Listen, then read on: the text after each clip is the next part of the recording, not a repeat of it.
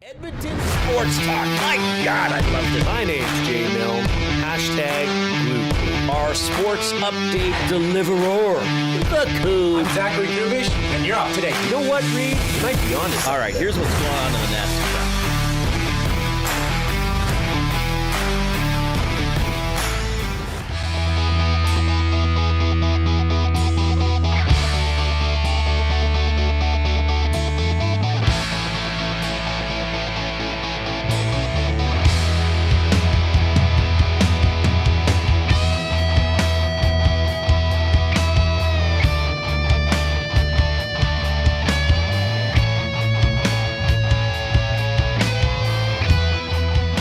Welcome to the Reid Wilkins Show with Jay Milne, coming to you live from the Banquet Studio.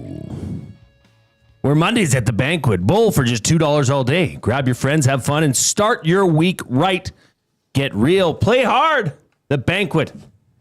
I am joined by guest co-hosts, and as you could just see by our exchange for those watching on YouTube, one of my best friends in the world, Matthew Iwanyk. We have gotten past the squabble of yesterday. Matthew has slept on it. He's over it. He's fine.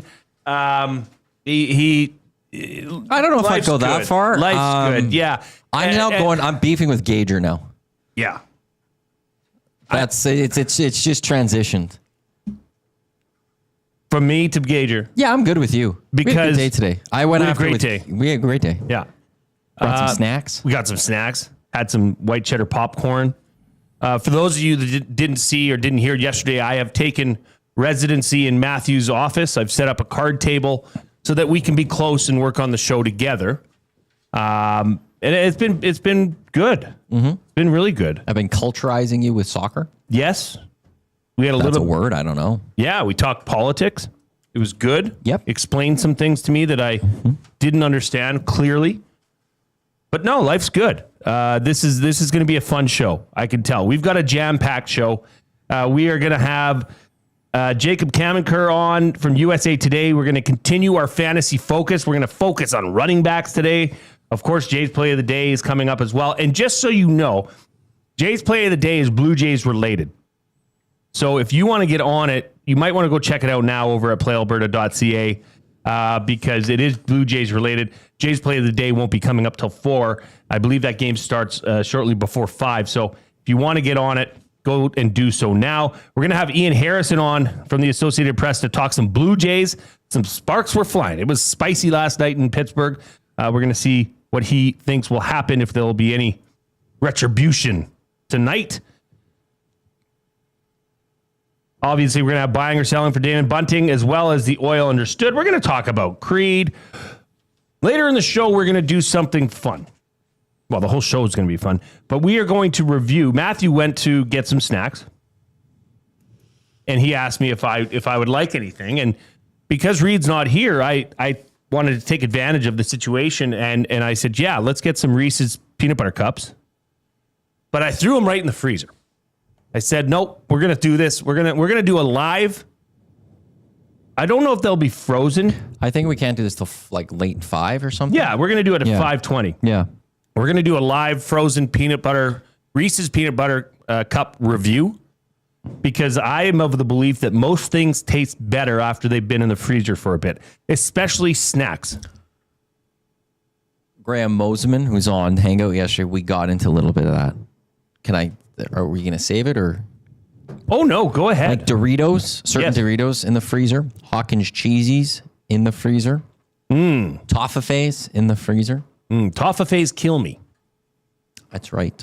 Now, With hazelnut. here's the thing, though. I will draw the line at items that have caramel in them, because the caramel, when it freezes, I'm not as much of a fan.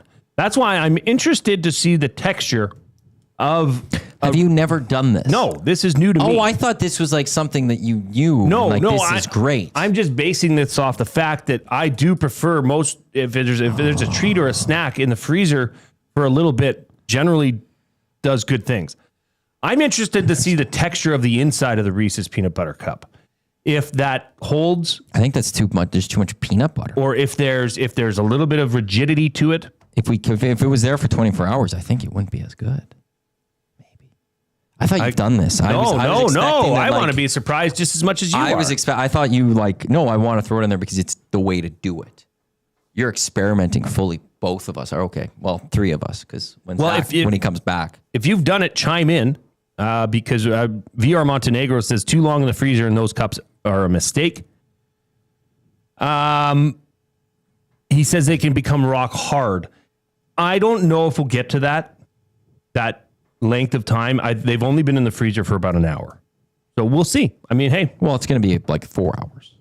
And we're going to have Coupe involved. I wish Coupe was here. I don't know where he went. I'd like to talk to Coupe. The show. I mean, it's coming out. He's joining us again. He's been gone for 2 weeks. I wanted to let Coupe have the mic.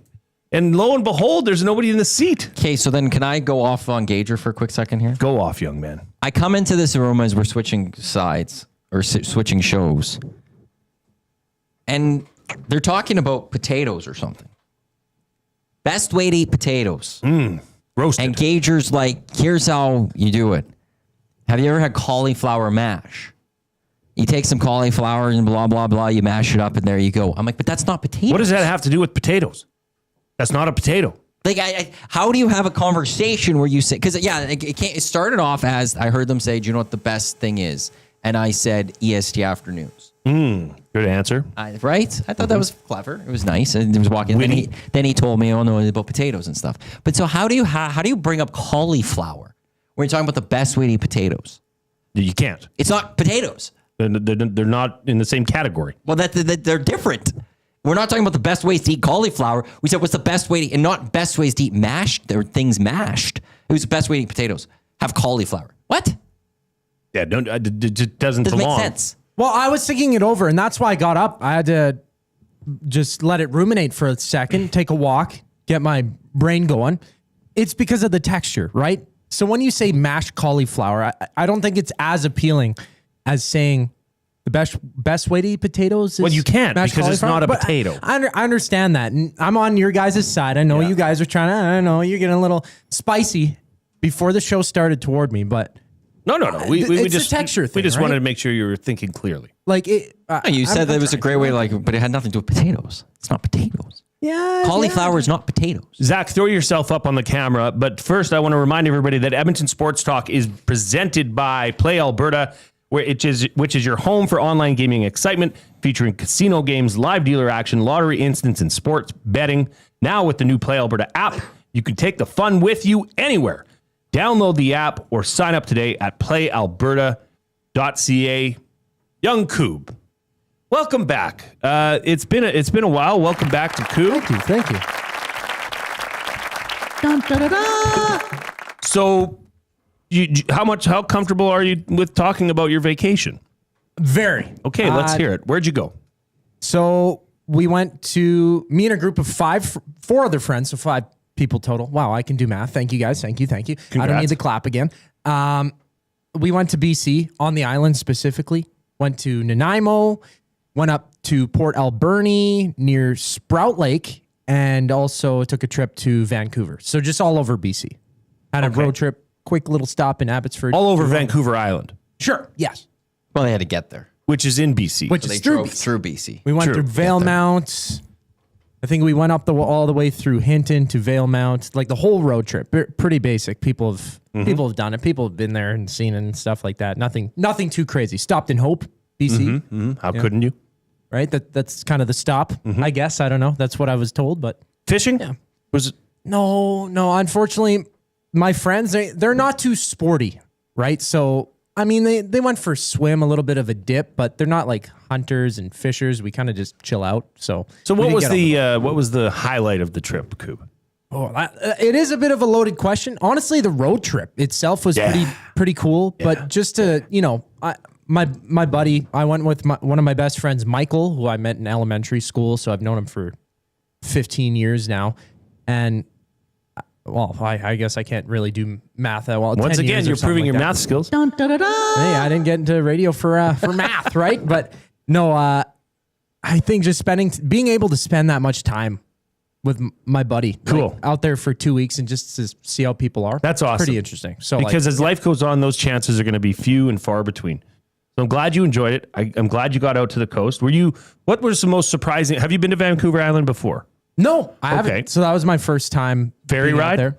Ferry ride was pretty cool. Yeah, I wouldn't those are say it's neat. a highlight of the trip because it kind of screwed us over a little bit a couple times. Like we had to wait a few hours. So we did the whole drive and then we hit a wall because we had to wait there for 3 hours. We didn't reserve it. We're not that smart. Okay. I'm just going to say it. We're not You have to bright as reserve a bulbs, spot but on the ferries? you could Oh, yeah. to be a little bit faster, but I've it never was, read into it. No, you're supposed to pre-book. Oh, okay. yeah. Register your making that a car, law license or plate, something all too that now. stuff. And you have to be there a certain hour, about a half hour before to ensure that you get on. Oh, okay. So we kind of just showed up and took whichever one Hey, was. it's a road trip with the boys. I mean, you got to wing it. And don't Exactly, feel yeah. bad about that. Oh, I what like was the most surprising thing about the island? Man, like how long it takes to travel to certain spots because it doesn't seem Big, that far. right. Yeah, it doesn't seem that big, but you start gunning on the road and it takes an hour and a half to get here, 3 hours to get there. Just the overall beauty of it too. Like each road was up and down and up and down. Nothing was really flat the entire way, which I thought was a bit surprising, even though I should have expected that, but just Well, how would you? You've never yeah, been there. The hilliness of it was pretty cool. Yeah, I would say that would be. Was it neat to be by the ocean for so extended periods of time? Yeah, it was amazing to be like the humidity factor because growing up here in Alberta, my entire life, never really been out to BC until last year was the first time I was out there. So to be there for 2 weeks and just feel the difference in the air and like the plants, like the ferns, the tropical rainforest kind of vibe, it's a lot different. And it was really cool to once in a lifetime experience to just see that and experience it. Yeah. Tenting?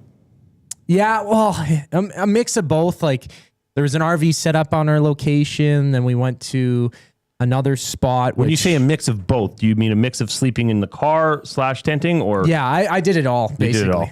Yeah, we even hit up a hostel in Vancouver. Yeah, that's fun. You got to do that. yeah. Which I've never was, done that. It was No? it was No, a I've never nightmare done a hostel though. I will never was. do a hostel probably in my life now. I have an amazing hostel story, but I don't want to take away from Coupe. So are you happy to now like be back into the rhythm and not the grind, but back to be happy to be back home, back at work, or? Yes. No, I miss my family. I miss you guys being here. Like it was odd to be away for so long. And I was saying this on EST Afternoons, like the only time I've been away from work from that period, and I only missed 2 weeks. I was gone for 2 weeks plus one of the stat holidays or whatever, but was because of school or being fired. So it was a little bit of a change to like do it willingly and know that it was. Know that you have a job to come back to? I guess so. Yeah. I'm like, okay, I'm coming back. It's not summer vacation or. Maddie whatever didn't like that, change the right? locks on you, so that's Yeah, good. no, That's a I good sign. almost drove to the old place actually. Oh yeah, Yeah, That's on the way fair. here, I'm like, wait, oh yeah, new office, yeah. Oh yeah, Has you missed anyone out done on that the yet? You missed out on the move No, he was entirely. here. No, He was here for that week. No, that's Yeah. right. That's Yeah, right. yeah. I'm sorry. But Has it felt anyone like- driven to the other place yet? No, I haven't either. I haven't even thought of it. I haven't. Like I've actually been really good on that for some reason. But a distant memory, Matthew. I was so excited. I brought a whole thing of pop here. Yeah, you did. Pop? Pepsi. It was really weird. tropical? Yeah, it was like Pepsi electric citrus. Is this from the coast? No. Okay. It's just from any local. Souvenirs, mementos? I got some things for my mom. Nothing really for me. I bought a CFL football out there actually to play. Why wouldn't you buy a toss it- CFL Yeah, football in exactly. Victoria? Why wouldn't I? Right? I mean, Yeah. Nothing if there's screams yeah. Victorian Nothing CFL, like, screams you know. Vancouver Island more than a CFL football. Got some stickers that said nothing about where I was. Like didn't even buy a hat or anything. I don't know. Did you have an Nanaimo bar? I actually didn't. No, I was out there and they had them up pretty pricey. And I'm like, well, I could get Pricey. You'd think the price would come down in Nanaimo. those. No, I know. No, I it's know. because tourists, you've asked the question. So now they're jumping them up. True. Well, That's yeah, true. the prices of it really surprised me a little bit. Like, I mean, I guess, taxes are different there and stuff like that. It threw me off. Didn't really experience it. 13%, I think. Yeah, 7% PST or whatever. Yeah. Is it PST? Yeah, I think Yes, it's PST. It was 12% harmonized. Yeah. Well, regardless, we're very happy to have you Yeah, back. 7%. It's Benny was filling in for you, did a wonderful job. You might have to delete a bunch of old shows from the server. I did that yesterday. Okay. I did that yesterday. We're happy you're back. It's just not the same without you here. Although Benny did a great job. Brendan filled in yesterday as well, did a remarkable job. But there's a special place in my heart for the Coupe, and we're happy to be looking at you right now. And that's why you're the glue guy. You make me feel very appreciated. Thank you. No, you're welcome. I went to London and then to Northern Ireland with my brother after I graduated grade 12. My parents sent us over there. It's my dad's side of the family, so we went to see some of them, but we stopped in London. It was a night, and then we flew out to Northern Ireland. So we stayed in a hostel, pretty close to downtown of London. And what's the name? Canal Street or Canal Court, I believe, or no. Anyways, there's a huge amphitheater there, and we were staying in a hostel not far from it. And to be honest, I'd never been around alcohol, or like I didn't grow up in high school. I wasn't drinking at all. So, we're out on the road, just me and my brother. And so, we decided to dabble in and have a little bit of fun. And there was an Iron Maiden concert at this amphitheater. And so you get to meet people in hostels, right? That's kind of the neatest thing about it. Where are you from? Everybody's from different parts of the world. So, there's a couple Canadian guys there, and, I'm easy to talk to. So, we start talking. The next thing you know, we're out on the front stoop of this hostel, having a couple refreshments, having a good time. And then the Iron Maiden concert gets let out, and there's just throngs of fans walking right past to get to the tube. And I was starting to feel like ticking some of them off, I guess. So I started an Iron Maiden sucks chant. And, most people were just laughing about it. But then one guy was like, "You can't say that. I'm going to kick you in the ass." And I said, "Oh, yeah? Prove it to me." He says, "Get down here." So I ran down there in the middle of the street, and I bend over and I show him my butt. He kicked me so hard in the ass, I had a bruise for the rest of the trip. And then we stood up, and I'm like, "Okay, you did it." And we shook hands, and we walked away. So that's my hostel story. Getting kicked in the ass by an Iron Maiden fan, literally. But yeah, fun. I'm glad you're back, Coupe. That's fantastic. We'll talk a little bit more about your escapades. If you feel something that you missed or you want to add, feel free to jump in. But as mentioned yesterday, Maddie and I were talking. It is our fantasy focus this week. So we wanted to know, we started talking about it a bit yesterday, and you can please let your opinion be known on the afternoon inbox, which is presented by River Cree Resort and Casino, where at Tap 25 Restaurant, there's $18.99 prime rib specials. Just $18.99 for prime rib. Can you believe it, Coupe? Prime rib special at the River Cree Resort and Casino at Tap 25. Only $18.99. It's available 7 days a week from 11:30 a.m. to 11 p.m., available for dining and takeout. Now, not available on show nights. Man, I'd love to go get me some prime rib at Tap 25 at the River Cree Resort and Casino. But I digress. Our off-topic topic today, and please chime in. Is there something that I missed here? Oh, nothing at all, Coupe. Nothing happened at all. We're over it, right? Oh. Are we...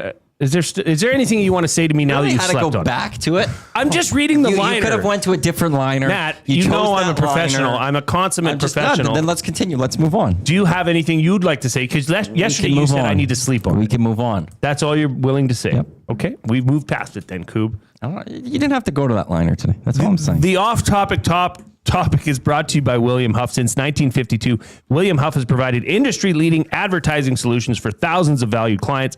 Their unparalleled customer service, combined with decades of industry expertise and a desire to make every job the very best it can be, is what they call the William Huff Advantage. Visit their website at williamhuff.com or give them a shout at 780-454-4536.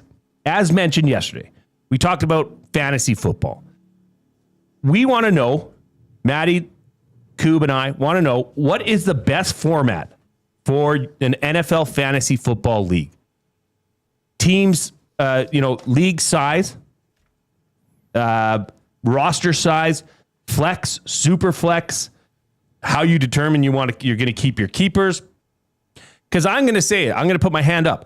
My league, I have an issue. I can't say that my league is the best way to run a league.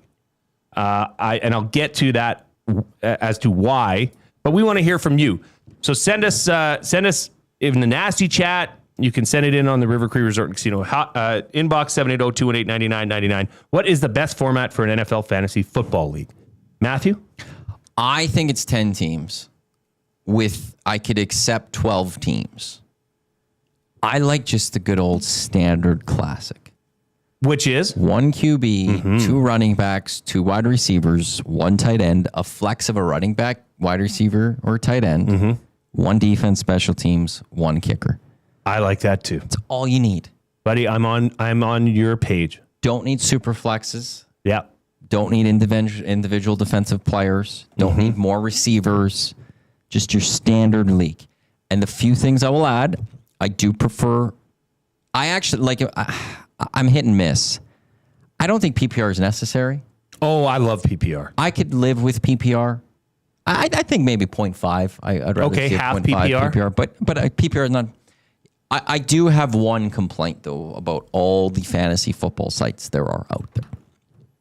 And this needs to be corrected. Uh-oh. And there's one fantasy league that I know for sure in this world that is corrected, and it's the Dunya of the Canadian Football League. Your defense and special teams gets penalized, if you will, for the amount of points given up. As they should. 100%. However, if a team throws a pick 6, the defense and special teams are not on the field, yet they get docked points because points were given up. That needs to be removed. Ooh, if a defense or a special teams are not on the field and that team gives up points, it should not count against your defense or special teams because they had no say in it. I've never even thought of that. I got to be honest. It's been one of my pet peeves from fantasy football for over a decade, and it's why I brought it to the Dunya. That gets removed. I look at this when I do the stats every week. I make sure, were there anything like a safety? Quarterback gets tackled in the end zone. Defense gets credit for the safety, whoever gives it. But the other defense special teams should not be penalized for giving up 2 points. I agree. They were not on the field for that. Wow. I'm gonna have to talk to our league commissioner because that is exceptional. Well done. That is exactly what I wanted out of this off-topic topic presented by William Huff. You're bringing the fire, brother.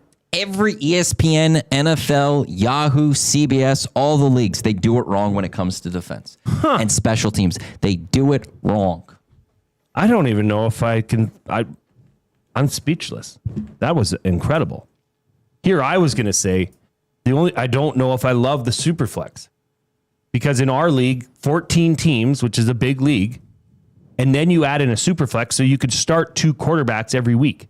That means you're going to have at least 3 quarterbacks on every person's roster. There's not enough quarterbacks to go around. I think when we discuss, because I've never played Superflex. It does add excitement. Yeah, when we were talking, I feel like a Superflex needs to be 10 to 12 teams. I think because we look 12 teams. 336. So right, you can at least have 2 starters. Well, everyone has 2 starters. 2 teams might be without a starter for a third starter. Once you get to 14, it's 2 for everyone, but then there's only 4 backups. Like if there's any, like it's... Yeah, it pilfers the quarterback. And this is why I like 10. And again, I could live with 12. I can live with 10. It's just the right number. It allows for good movement on a waiver wire. There is players that you can go pick up and change your team if you want to. There's just more flexibility, I think, for teams overall. You could adjust your team on the fly if you're quick enough when it comes to waivers. I think the standard. Now, I do believe in keepers. I do think if you're getting this, you have keepers. I don't know what the right keeper system, though, is. Right. I am not in one that I think is the best keeper system. I'm in a 16-team, 5-keeper league. It's way too many keepers, way too many teams, if you could argue. I think that's too much. I think it should be 2 keepers. I've heard so many different ways of people keeping people where it's you lose the pick that you drafted them initially. You are 2 picks ahead of where you drafted them the year prior. Yeah. But then if you keep 3 them, rounds, yeah. But 3 rounds. But then if you keep them again, it's another 3 rounds and another 3 rounds, right? Yep. I've heard that you can only keep somebody for so many years. You can keep our guy as long as you want, but it costs you 3. And then until you have to give them up. Yeah, until you have to give them up. But there are some where it's like you only get like 3 years. Yeah, I don't like permanent keepers. I don't know what the best system is, but I do think 10-team The format I laid out with two keepers. I don't know the situation of those keepers. That is the basis, the ground, the floor, the foundation to me of a solid fantasy football league. Again, PPR, could have a conversation about that one. But that's where I'm with. Every time I talk about fantasy football, I'm still just, my mind is boggled that the CFL hasn't figured this out. Because the issue This would be such a huge game changer for them. Because why is 14 Superflex difficult for you? What did you say? There's not enough players. There's not enough quarterbacks. Well, then limit the roster size. And Make it. You can find. There's a way you could do it. That's why I went and started a 4-man. But they've got to do it. Because when I looked at it, 10 to 12. Let's go to 12 even. We just discussed the numbers. Everyone can have 2 starting quarterbacks in a normal league, and you still have 8 starting quarterbacks available for you on the waiver wire. Well, then the CFL starts maximum 9-person leagues. Right. Well, no, because you need to have an option for a backup. Every team needs to have 2. That's my point here. Every team needs to have 2. And that's why 9 divided by 2, can't do the math, 8. So that's why 4 is the right number. Sure. Something is better than and that's why I started with 4. Now, Dusty's in another league. They added 2. They added a super flex. They went to 6. But in their super flex, which Ian Rappaport did, there was one day Dusty was trying to dunk on Eric and I when Ian Rappaport was on. He's like, are you in a super flex? And Ian Rappaport's like, super flex is the way to go. But in his league, it's you play a quarterback, but you might be able to start a quarterback. Dusty's league is you don't even have to start a quarterback, which to me is just wrong. Oh, that's not right. Right. In Dusty's league, you do not have to start a quarterback in that CFL. That's why it has to be 4. But it's fun with 4. But it comes down to, in all fantasies, are there enough players? Everyone should have you shouldn't have bye weeks that completely crush you in the CFL. That could potentially happen. To Tanis, we have discussed keepers often in our league, and it never passes. Okay. There you heard it, Tanis. We will be back right after the break. We're going to talk a little bit more with Coupe and a little bit more details, maybe some fun facts from the island that you could share with us. Then we've got Jacob Camenker coming up at 3:40. Going to talk fantasy running backs. Jay's play of the day is coming up at 4. But first, we welcome back the Coupe.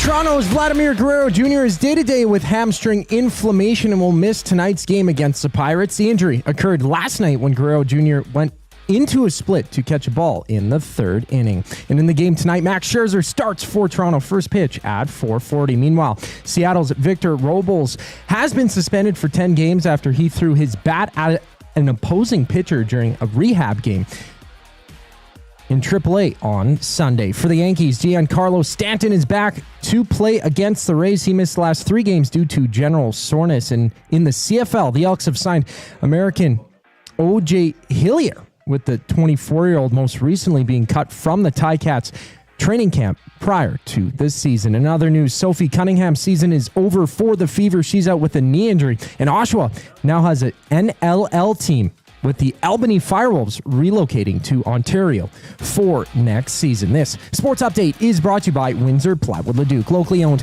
and operated, serving Leduc and surrounding areas since '93. They have doors, flooring, baseboards, and of course, they have plywood. Go see the knowledgeable staff today at Windsor Plywood Leduc. The show rolls on with Matt and Jay on the other side of the break. I'm Zachary Kubish, keeping you in the loop. 2 guys and a goalie. The Oilers in Tier 3 for their wingers. Do you agree with that? I feel like when I saw this, I'm still digesting it. Maybe it just depends on if they're going nuclear or not. Because if they go nuclear, well, all of a sudden their wingers get really good. If it's forwards, if we're looking at their talent tiers and it's just all the forwards, Edmonton's in Tier 1. 2 guys and a goalie, presented by GS Construction. Tuesday and Thursday afternoons at noon, only on Edmonton Sports Talk. Your clear choice for Edmonton sports. Win a trip to Osheaga with the Banquet and Aperol. We're sending one lucky guest to Montreal with flights, hotel, and 2 tickets to one of Canada's hottest music festivals. Enter by July 26. Details in store or on the Banquet app. Get real. Play hard. GCL Diesel has been serving oil country since 1972. From diesel cars to SUVs to pickups. From farm tractors to school buses to a big rig. From diesel generators to forklifts, GCL can test, troubleshoot, and repair all diesel fuel system components. Whether it's injectors, pumps, turbos, filters, or additive, GCL has the parts you need to keep your diesel running the way it should. For genuine diesel parts at wholesale prices, visit GCL Diesel in the West End or online at GCLDiesel.com. GCL Diesel. Diesel understood. The leaves are turning, and just like golf season, time is running out to get in on Play Alberta's biggest offer ever. For a limited time only, new players can get up to a $1,000 casino bonus when they sign up. There's never been a better time to join the fun. Visit playalberta.ca today to get started with casino, sports, and lottery all in one app. Must be 18 plus to play. Remember, if you gamble, please use your game sense. Goodbye! You sure are going to miss them, but their room would make a great yoga studio. Store their childhood treasures safely with Sentinel Storage and find some space for you. Try 4 weeks free. SentinelStorage.ca.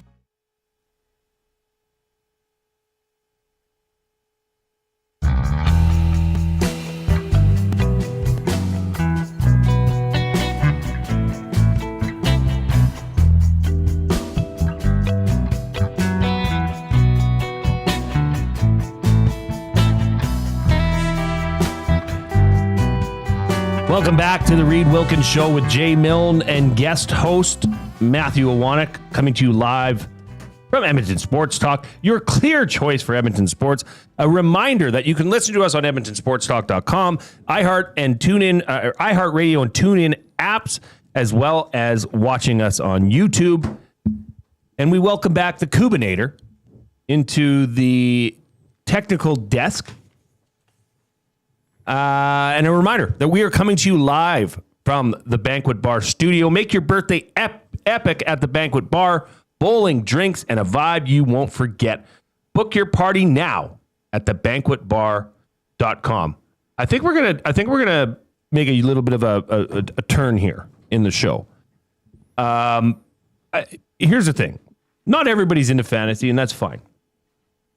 A lot of people are, though. But for the record, I'm on board with your idea. A simple league. Okay? And we talked about something in the break that I think would be just the best test, the best metric of how good you are at actually drafting and putting together a fantasy football team. It's just rolling over everybody back into the draft every year. No keepers. You won last year? I don't care. You're at the back of the yeah, you're the last pick and there's no keepers. You put every stud, rookie, now going into their second year, everybody's back in. And it's who can draft best. I love that idea. From scratch every single year. Because that's a real... Now, you could also make the case that no, but having keepers is also a true testament of your drafting capabilities because you might draft... Yeah, but you hit it well one year and now you're set. True. I like it. I do like a good just draft. I like it. Everyone's in it. I should just do one this year on ESPN, like a fake one. Just a draft. I do miss that. Max Bezzozu in the Nasty Chat. Sorry for asking in every show, but anyone want to play basketball tonight at Seville? Saville. Seville. Saville. The Saville Center. I've called it Seville. It's Saville. Saville. Okay. Guy that never played there, telling the guy that played there how to say it. It's Saville. Saville. Seville. Tomato. Is it not named after someone? Bruce Saville. Seville. So why are you calling Seville? I don't know. 8 to 10 at Saville Center. If anybody's interested, I cannot be there. I don't want to say I'll be there and then not follow. No, because that's a very rude thing to do. Terrible. Coupe, we're going to put you on the spot here. As mentioned, we've got Jacob Camenker coming up next to talk fantasy running backs, Jay's play of the day. Ian Harrison to talk some Blue Jays. We're going to talk about Rich Eisen's return to SportsCenter last night. Lots coming up on the show. We're going to get into Oil Understood and talk about some comments that Stu Skinner recently made. But Matt, what do you got for Coupe? Well, you wanted to test his knowledge of Vancouver Island because he was just there. Just see how much he actually picked up from the vacay. I've asked ChatGPT for 5 trivia-style fun facts about Vancouver Island. I could ask someone who was just there to test their knowledge. Yeah. And they have given it to me. Very specific. And you said please. I did say please on one of them. Yeah, that was very nice. Can I play? Because I haven't seen these. Yeah, absolutely. Either of you could play. So there are there's a mix of ChatGPT questions here to help you out with some of it. So here's the 5 questions. So it starts with a true or false. Vancouver Island is larger than Belgium. True or false?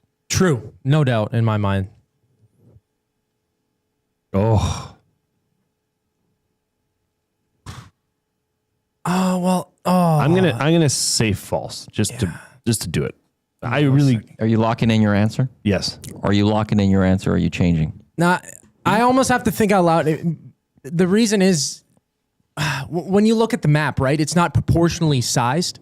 Like it makes it so Greenland looks huge. I don't remember the phenomenon of it, but on the map they make things closer to the poles bigger. I'm just gonna say true. It's bigger than Belgium. Is that your final answer? Final answer. True is correct. Vancouver Island is larger than Belgium. Congrats, Coupe. 1 for you, none for me. Question 2. What endangered animal is found only on Vancouver Island and nowhere else in the world? This is easy. Is it? No. I don't have the foggiest idea. I don't have. Can you give us a hint, Matthew?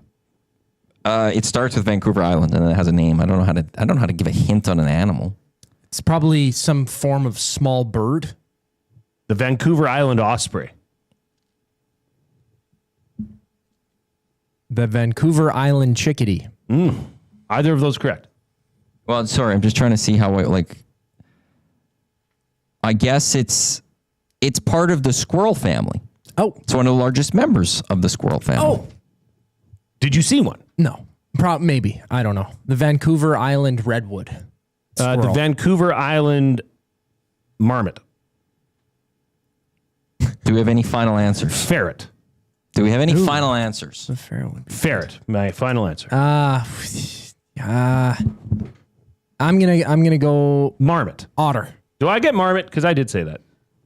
Final answer. Otter. Which one? It is marmot. Oh my gosh! You final answered after that was something else. Yeah. Okay. You did. Yeah. But I'll give you a 0.5. I'll give you a point. Yeah, it is the Vancouver Island marmot. Yeah, I had no clue. It is an endangered species found over there. Oh, there we go. And approximately how long is Vancouver Island's coastline? A, 500 kilometers.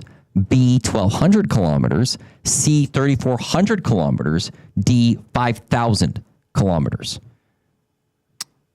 Okay, I'm going to put this into rational. Okay, so let's say 3. So 500 at 1,200, 3,400, 5,000. I'm going to say, what are you going to say? 500. I'm going to say 1,200. 500 final answer. 1,200 final answer. 3,400 kilometers. Jeez. C. It's longer than California's entire coastline. Go figure. Question 4. Must be a lot of inlets I didn't account for. Which Vancouver Island town is world famous for winter storm watching? Tofino, final answer.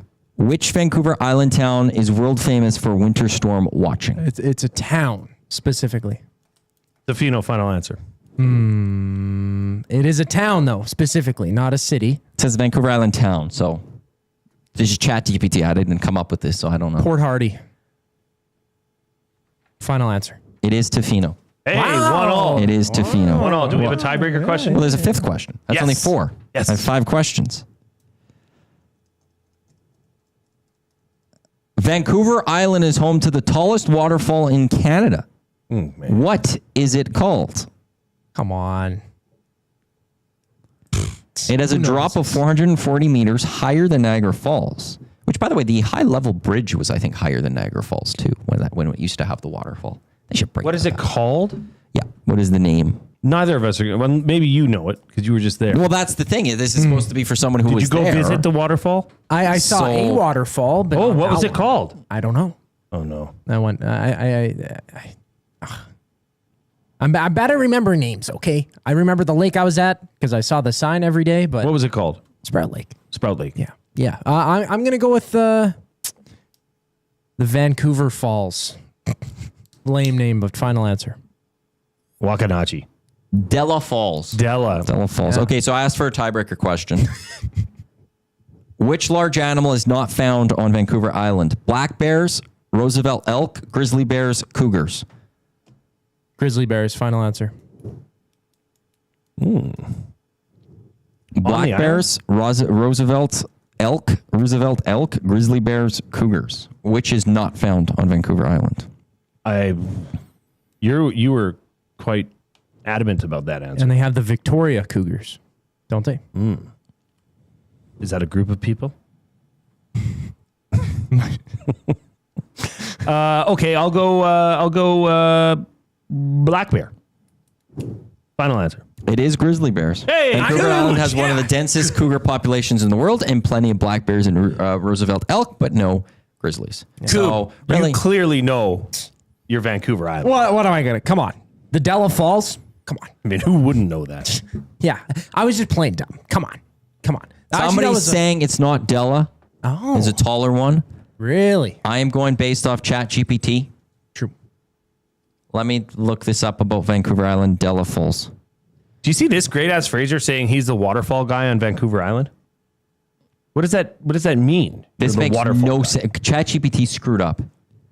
I don't know. He's the guy who searches out waterfalls. He is the waterfall. Wikipedia. Della Falls is a waterfall located in Strathcona Provincial Park, Vancouver Island in BC, Canada. With a total height of 440 meters, it ranks as the 16th tallest confirmed waterfall in Canada and the second tallest on Vancouver Island. Oh. It just said it was the tallest. I'm getting mad at ChatGPT right now. He says Kiwi Falls is taller. Yes, that's what it says. And he's the waterfall guy of the island. That's a cooler name, too. The Kiwi Falls? Come on. Where is this one? We better continue on because we have a guest that's going to be joining us here soon. That's very true. It's home to the tallest waterfall in Canada. Why are they calling Della Falls? Oh, I'm getting mad at it. Matt will continue to get mad. Coupe's going to bring you a sports update, but right after that, we're going to have Jacob Camenker from USA Today talking some fantasy football running backs. But first, welcome back, Coupe.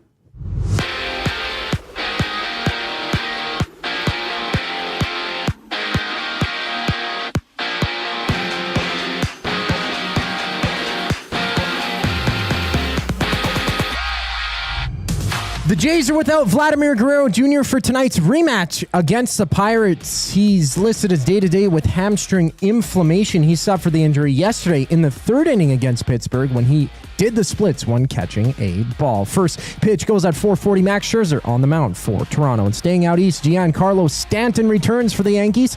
He missed the last 3 games. They battle the Rays just after 5:30. And Seattle's Victor Robles has been suspended for 10 games after throwing a bat at an opposing pitcher during a rehab game in AAA on Sunday. In other news, Sophie Cunningham's season is over for the Fever. She's out with a knee injury. And Oshawa now has an NLL team with the Albany Firewolves relocating to Ontario for next season. This sports update is brought to you by Advantage Sports Medicine. Connor McDavid's got a team of specialists, and you're stuck with a bag of frozen peas. Get the same locker room approach that's trusted by the best in the game. Call them at 780-460-9977. You can visit their website at advantagesportmed.ca to book an appointment. Today, we talk some MLB. Once we get back from break, comes Zachary Kubish, keeping you up to date. The Oil Stream. From the moment they signed Frederick to when they traded for Howard, I want you to give me a grade for each offseason move. First thing that happened was Trent Frederick to an 8-year extension. I'm going to give it a C+. C+. My reasoning behind it, he didn't live up to expectations, but he was injured. If you get the Trent Frederick, the guy that was in Boston. The Oil Stream, presented by Boston Pizza. Monday, Wednesday, and Friday afternoons at noon. Only on Edmonton Sports Talk. Your clear choice for Edmonton sports. Gallo LLP is an Alberta-based accounting firm with expert chartered professional accountants in both our Edmonton and Sherwood Park accounting firms. Our experienced and innovative accountants provide financial advice that saves our clients money. Simply put, we help our clients protect their assets and grow their businesses. At Gallo LLP, they go beyond the numbers to ensure the continued success of your business. Reach out to Preet or John to discuss how they can help your business grow. Visit gallollp.ca today and see how they can help you take your business to the next level. Do you have pets? horses, chickens? Did the place you used to get your feed recently close down? Have no fear. Clover Bar Feeds is here. Whether it's dogs, cats, horses, or chickens, Clover Bar Feeds has you covered. Offering a large variety of food and feed, you can trust the experts at Clover Bar Feeds. They've been family owned and operated for over 60 years. This means you can expect nothing less than top-notch service and selection. Come visit them at 200 Portage Close in Sherwood Park or visit them online at cloverbarfeeds.com. Everyone knows when you need a truck now, you call Dawn. That's right. You call us, Frontier Cartage, when you need driver coverage or have a truck that's down. You call Dawn from Frontier Cartage. When you've got way more freight to move than you thought. You call Dawn from Frontier Cartage. When you need a truck that's available and ready to start anytime you need. You call Dawn at Frontier Cartage, 587-222-5826. 587-222-5826. Looking for quality building materials and friendly advice? Visit us at Windsor Plywood Leduc, family owned and locally run since 1993. From interior materials for doors, flooring, baseboards, and all the finishing touches to all you need for your outdoor projects like cedar lumber for decks and fences, plus all the plywood you'd need. Our full-time on-staff carpenter can help with anything odd-sized or custom, and from domestic hardwoods to exotic selections, we've got you covered. And if we don't have it, we'll track it down for you. Windsor Plywood Leduc. We're the experts you need to know.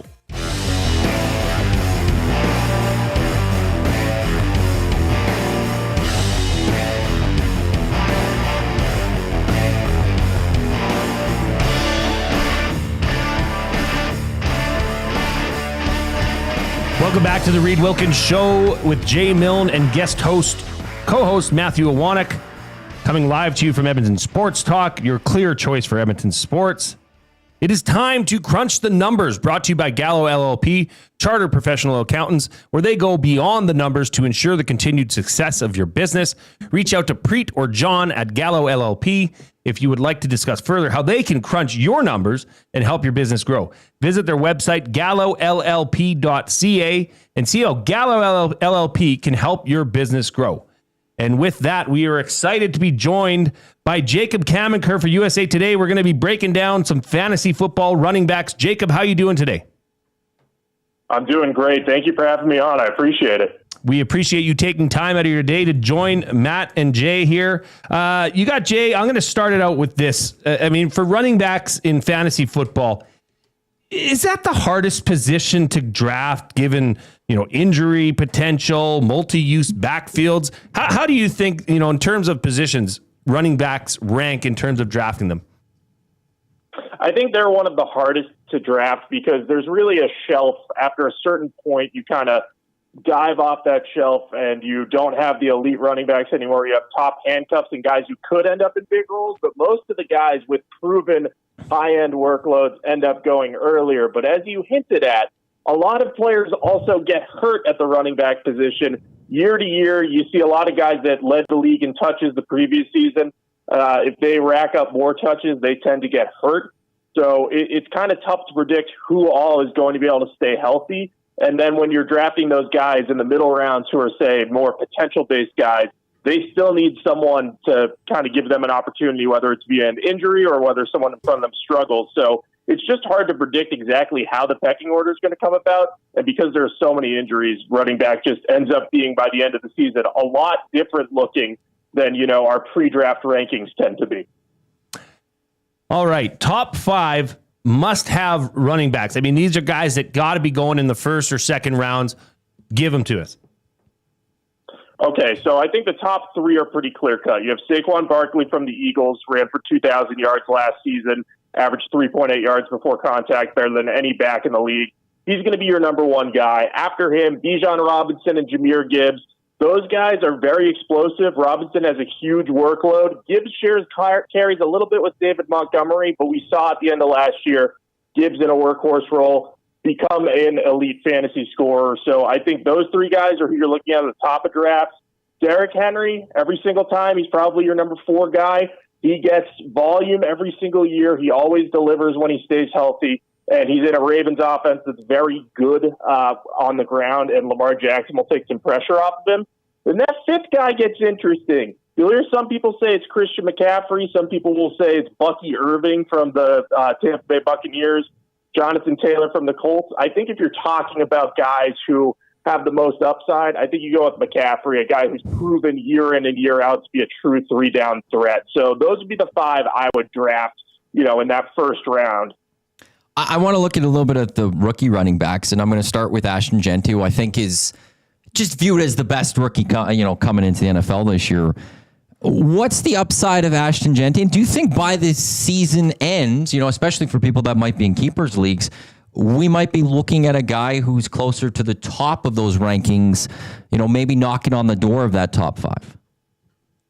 I do. I think you can make a case for him as the 5th guy, too, as well, in addition to the few guys that I just mentioned. I think Genty quickly will become a workhorse for the Raiders. They don't really have another guy who will take pressure off them. I believe they have Raheem Mostert on the depth chart behind him.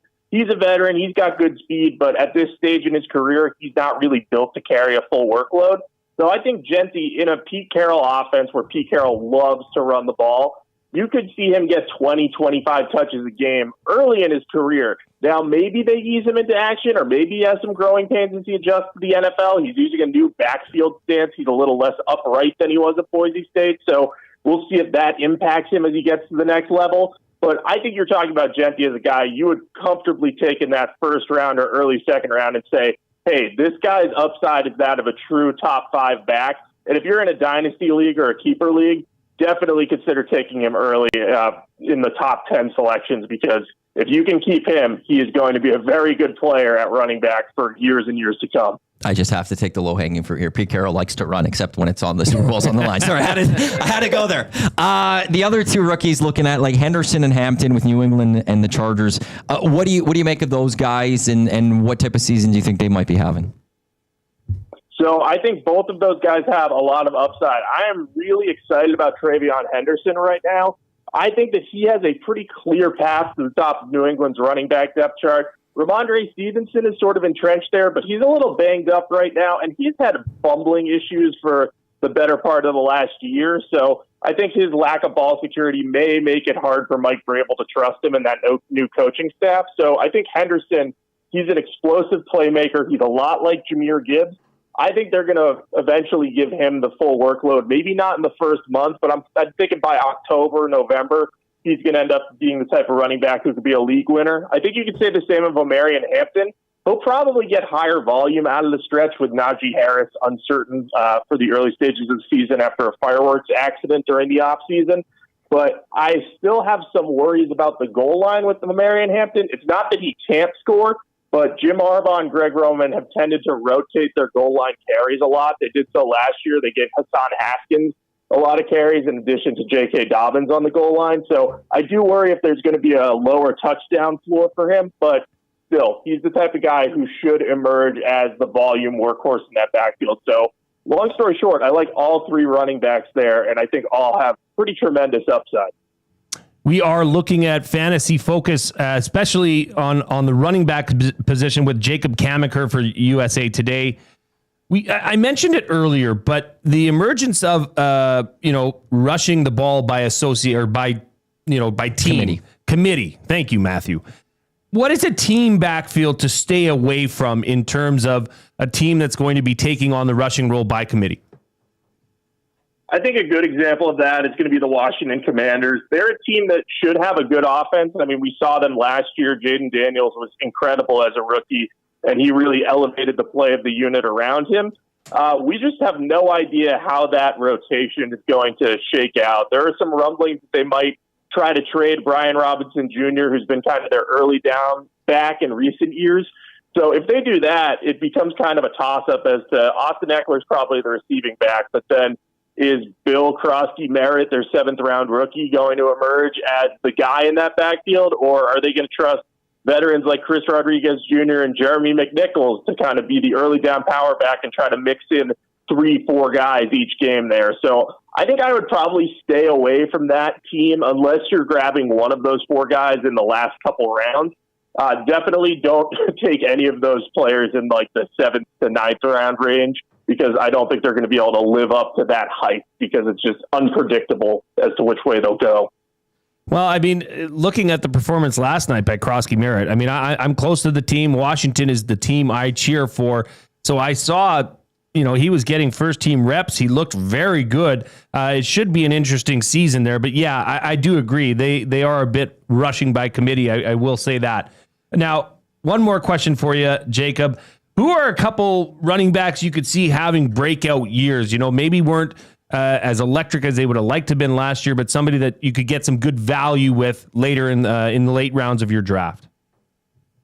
Yeah, I think one of the top sleepers to watch this year is from the Jaguars, Tank Bigsby. Jacksonville looks kind of like an undesirable committee like we were just talking about at present with Travis Etienne there and Bashal Tutin, their, I believe, fourth-round rookie joining the fray. But I just look at Tank Bigsby. Last year, he averaged 2.8 yards after contact per run, which was best in the NFL, tied with Derrick Henry. So, those kinds of numbers are rare. The issue was he was getting hit very early after getting the ball because the Jaguars couldn't block well in front of him. So I'm kind of saying to myself, if the Jaguars can block a little bit better in front of Bigsby, he should be able to maybe average 5 yards a carry, take on that lead role in that backfield, maybe get over 1,000 yards. And he has the size needed to be a goal line hammer. He stands out among their group as a guy who should be the kind of red zone and goal line running back. So I think if you can get him in the middle rounds, he should end up being a good value pick. And, maybe he won't end up becoming anything more than a solid flex play, but he does have RB2 upside if all goes well. Well, this has been very beneficial for my draft and for Maddie's draft and everybody out there that's listening. Jacob, thank you for taking some time out of your day to join us here on the Reid Wilkins Show.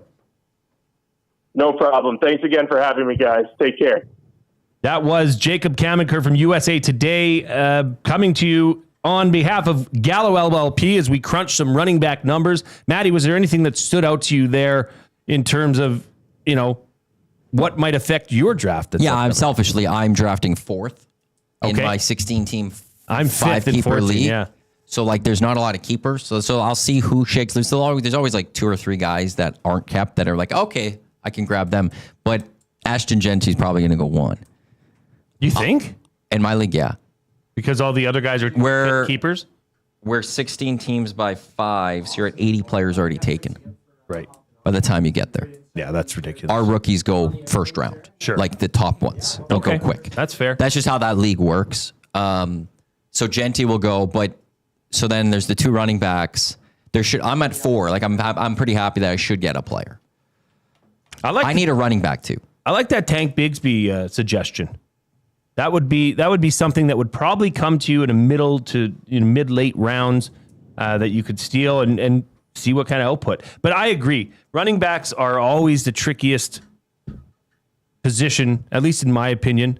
And I believe Jacob thought the same as well, just because of the injury bug. I mean, I took Nick Chubb 2 years ago with my first overall pick. That didn't work out. That's the risk of it. Hey, it's the same. When I did leagues where you redraft every year, I hated having the first or second pick because you're kind of stuck with who you don't want to be the guy who doesn't take that guy. But sometimes I heard you. I had that first overall pick one of those years when it was LaDainian Tomlinson. You had to take him. That was the year he fell off. We have to take him. I guess TBD, bro. A reminder, you can chime in with your takes on the afternoon inbox, which is presented by River Cree Resort and Casino, where you can watch Elton Ron, a tribute to Elton John. That's coming up on August 29th, which is in 10 days. Get your tickets now at www.rivercreeresort.com or at the River Cree Resort box office. A reminder that we have Ian Harrison coming up at 4:20. We're going to talk some Blue Jays.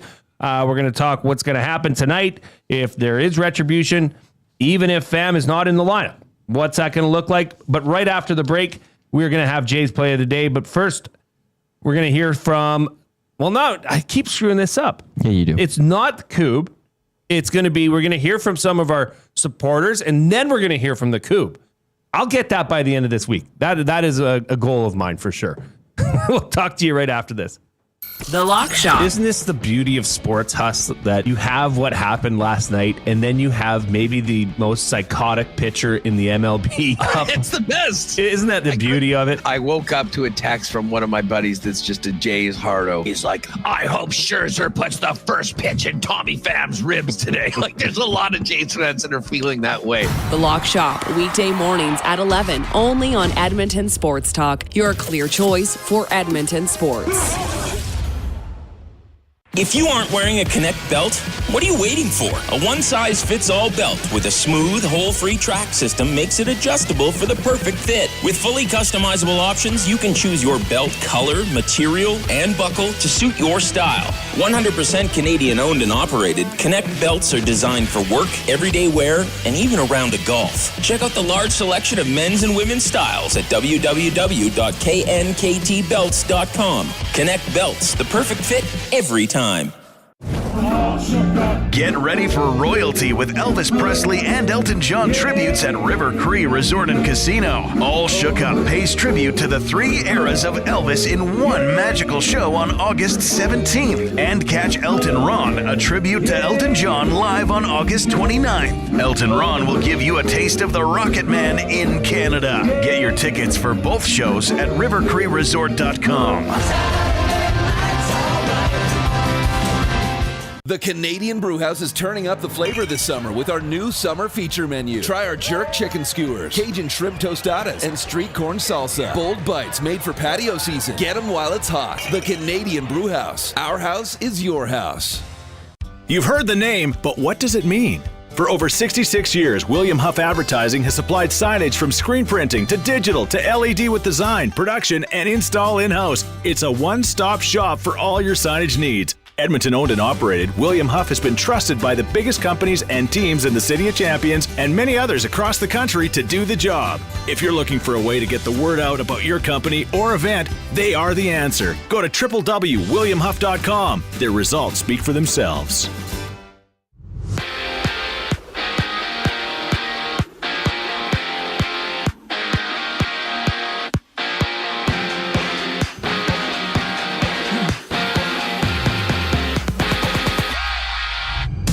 The Jays and Pirates go toe-to-toe tonight. Vladimir Guerrero Jr. out day-to-day with hamstring inflammation for Toronto. He suffered the injury in last night's series opener when stretching into split to catch a ball in the 3rd inning. And it's Max Scherzer taking the mound for the Jays. Mitch Keller countering for Pittsburgh. Meanwhile, Seattle's Victor Robles has been suspended 10 games after throwing a bat at an opposing pitcher during a rehab game in AAA on Sunday. For the Yankees, it's Giancarlo Stanton returning to the lineup. He's been out 3 games due to general soreness.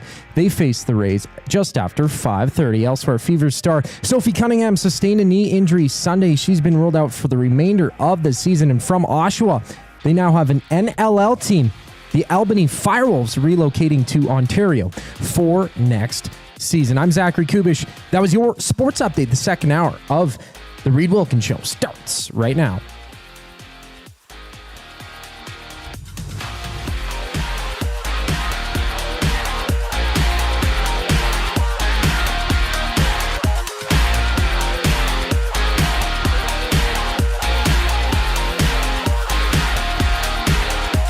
Must you click? Click.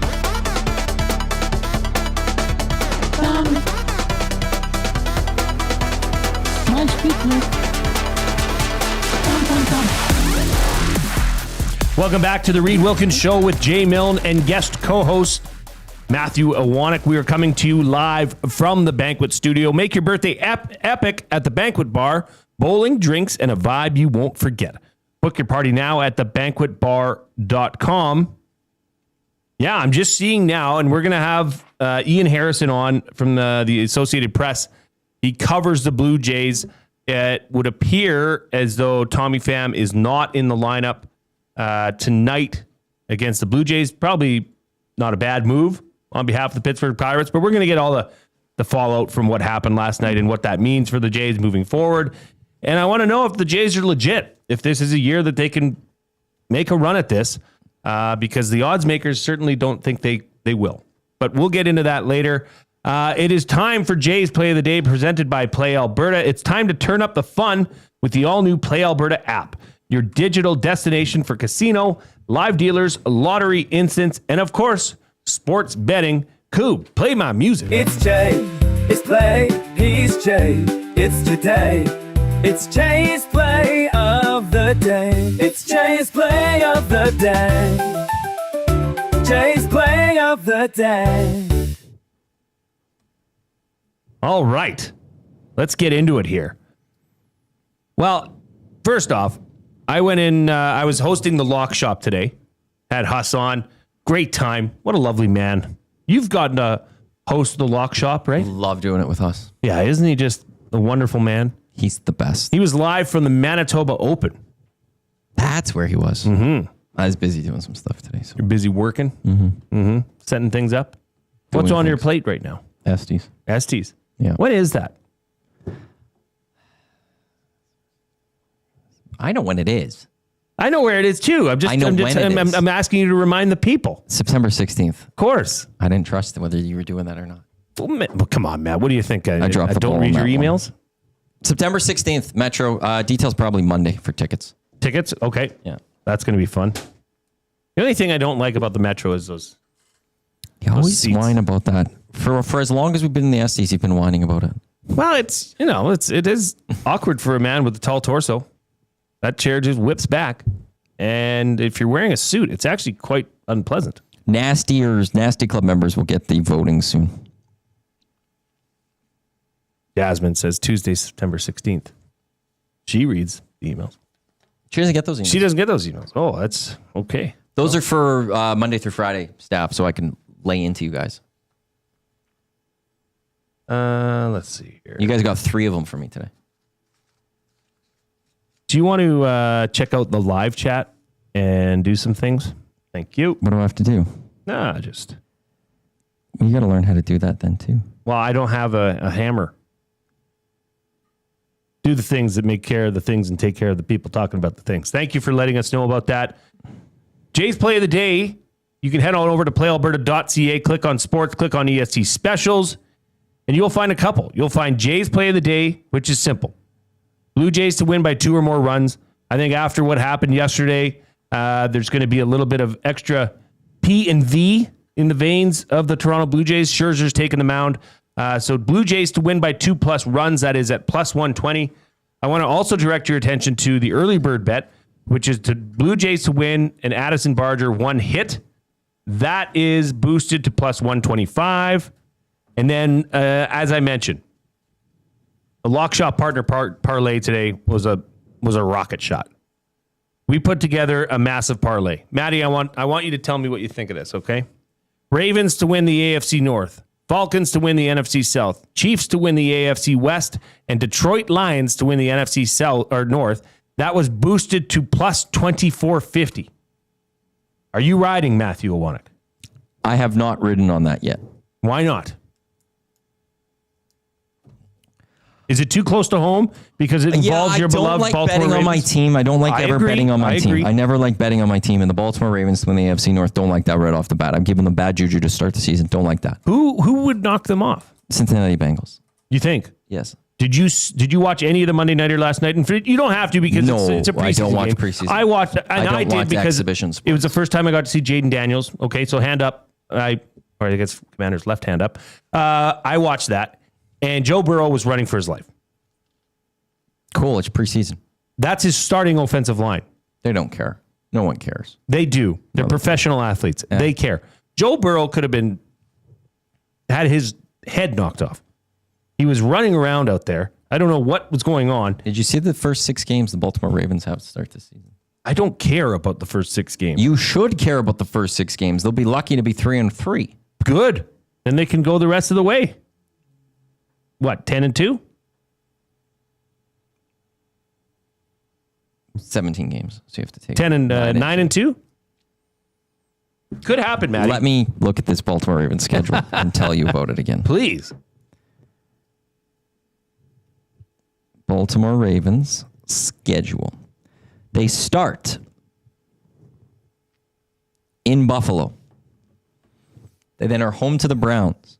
Win. 1-1. Home to the Lions. 1-2. At the Chiefs. 2-2. Home to the Texans. 3-2. Home to the Rams. 4-2. Bye week. Rams don't scare me. Matthew Stafford gave could the hardly walk. You think the Ravens are going into Kansas City and beating the Chiefs? Between one of them and Detroit, I think they'll win one of those.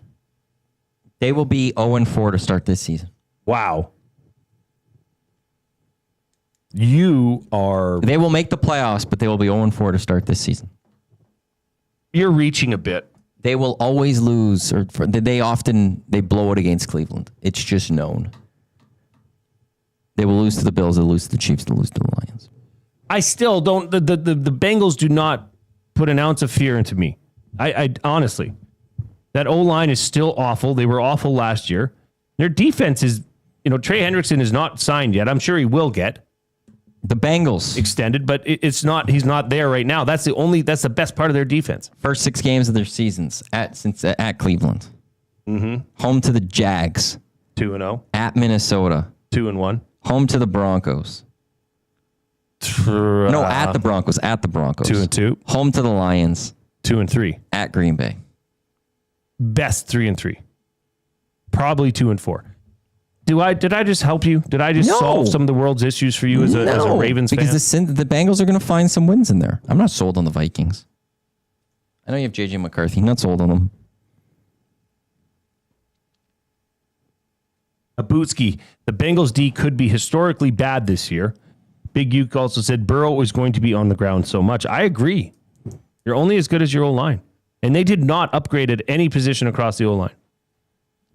Just wait. I know, but you're a pessimistic Ravens fan. What did the Cincinnati Bengals do last year? Not much. The Cincinnati Bengals last year. Hey, they won the game yesterday. So what's that say about your team? Preseason. Well, if we're going to read into preseason, when your Burrow team lost. When Joe Burrow and Jaden Daniels were in, it was a 14-14 affair. So the Bengals are terrible, and it's 14-14 with your team. Yeah. That's not good for your team then.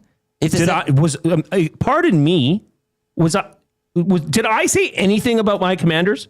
Did I say they were the best team in the NFC East? Did I say anything about the Commanders? Did not. Okay, so are you not worried about?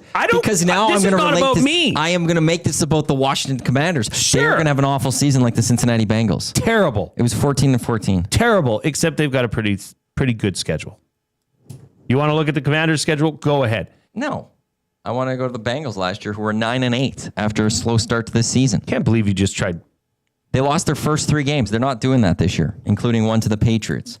The Bengals will be a team to worry about if you're the Baltimore Ravens. And if the Bengals are a team that we don't have to worry about this season, I'm worried about your Commanders all of a sudden. I'm worried about my Commanders every year. That's just a fact of life as a Commanders fan. It's 14-14 with all the starters in, but Joe Burrow and that O-line are trash, but he still put up 14 points on your team. Yeah, you know what, though? That's not good. Debo looked good. Doesn't matter. Smith TM14. What'd you think of Debo last night? First play of the game. Little San Francisco end around. Are you missing Debo at this point? Yeah, like Big U says, the Commanders. This ain't about Washington. No, it's not. But now I'm just going to say now, you know what we Washington. forgot to do? If the Bengals are going to have such a rough season because they're so awful, based off of Monday Night Football in preseason, where the Bengals though still went 14-14 with the Commanders in points with all the starters, the Commanders are in for a very tough season. Probably. Shouldn't take him as a fantasy quarterback. I wouldn't. Fade the Commanders. Fade the Commanders. You heard it here first. We were supposed to keep score today on when you were right or I was right or you were wrong or I was wrong. Because right now you'd be in the negative. You're doing to me what I was doing to you yesterday. How? You brought the Commanders into this for no good reason. Because they played the Bengals yesterday. Yeah. So I'm just relating. I wasn't talking about the Commanders. And I'm just telling you right now, the Commanders are going to be a good team this year. Because the Bengals are also going to be a good team this year.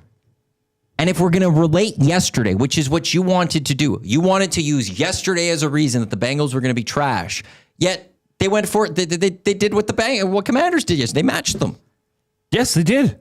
So the Bengals are going to be a good team this year. Just you watch. The Ravens are one of the favorites for the Super Bowl.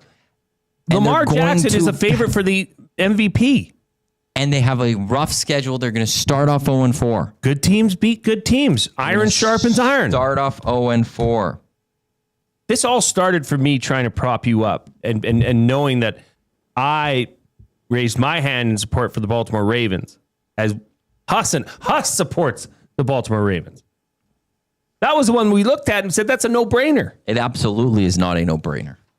We did reach. I'm telling you, as a Ravens fan, watch out for those Bengals. Oh, just this tired song. Stop it. Stop. Did you not just say that with the Commanders, you're always against your team? No, you're turning this on. I'm not saying, oh, watch the Philadelphia Eagles. They're the best team in the NFC East. Oh, the Cowboys are going to turn some heads. I'm not saying that. The Bengals are going to challenge the Baltimore Ravens for the AFC North. There's only 4 teams. Of course they're going to challenge them. They're going to potentially go win it this year because it's going to be a tight race between those two. And what's going to hurt the Baltimore Ravens is the fact that they're going to start the season 0-4, if not 1-3. Would you care to make a little wager with me right now? What's on which part? Ravens schedule through the first 4 games? I'll go that far. That's it. No, I'm on Ravens to win the division. No. You're clearly not. I'm not making bets on my team. Why not? I'll take one the opposite way on the Commanders. No. Because I have blind faith. That's what you do as a sports fan. You don't sit here and squabble and wonder about teams over your shoulder. Of course you do. That's loser speak. Of course you do. Okay, well then I'm let's a Baltimore do it. Raven. I've seen this with my Ravens before. You frame this little wager. I mean, this is Jay's play. Yes, we are. I got news for you, pal. We're making a wager one way or another. I'm not making a wager. Okay, do you want to go the first 4 games of the regular season? Well, the Bengals will have a better record through the first 4 weeks of the season than the Baltimore Ravens. Okay, can we go over that again? Can we go over their schedules? The Cincinnati Bengals will have a better start to this season through 4 games. Through 4 games. The Baltimore Ravens. Let's do this. The Cincinnati Bengals have the Browns, the Jags, the Vikings, and the Broncos. The Ravens have the Bills, the Browns, but you the said Chiefs, 6 games. and the Lions. Well, it's because I'm looking at those big those 6. Give me the 6. I know, I'm going 4. I brought this down to 4. You can't move the goalpost. I was talking about 6, and then I went back to 4. But I said here I was saying 4. Here I am saying 4. You are now trying to move the goalpost to 6. I have said 4. Oh my gosh, this is hard, folks. They say that working in this industry is hard. Now I get the Bengals will be 2-1 or 3-1 through the first 4. The Ravens will be 1-3 through the first 4.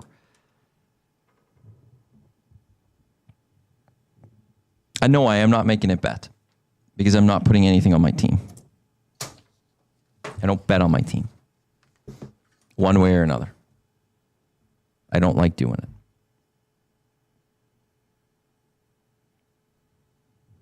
That's just kind of, trying to do a fun show here. The Baltimore Ravens, somebody just texted, they should win against the Browns, though. No.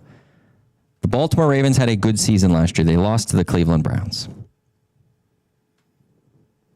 The Ravens, for whatever reason, have their struggles against the Cleveland Browns. I have seen this for as long as I can remember as a Baltimore Raven fan. They lost 29-24 to the Bengals or to the Browns last year. What if I were to say to you 2023 that I do think they lost to the Browns in 2023, 2022 that the Cincinnati Bengals will make the playoffs? They lost to the Browns in 2022.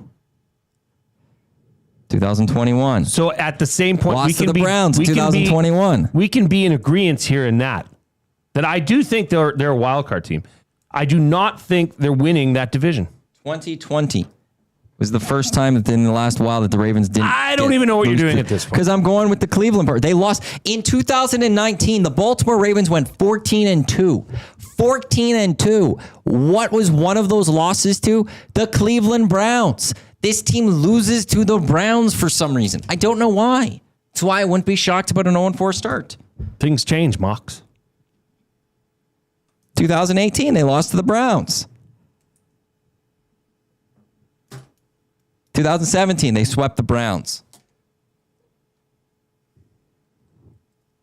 Are you good to move on? Maybe we can talk about the Labor Day bus? Or is the show over?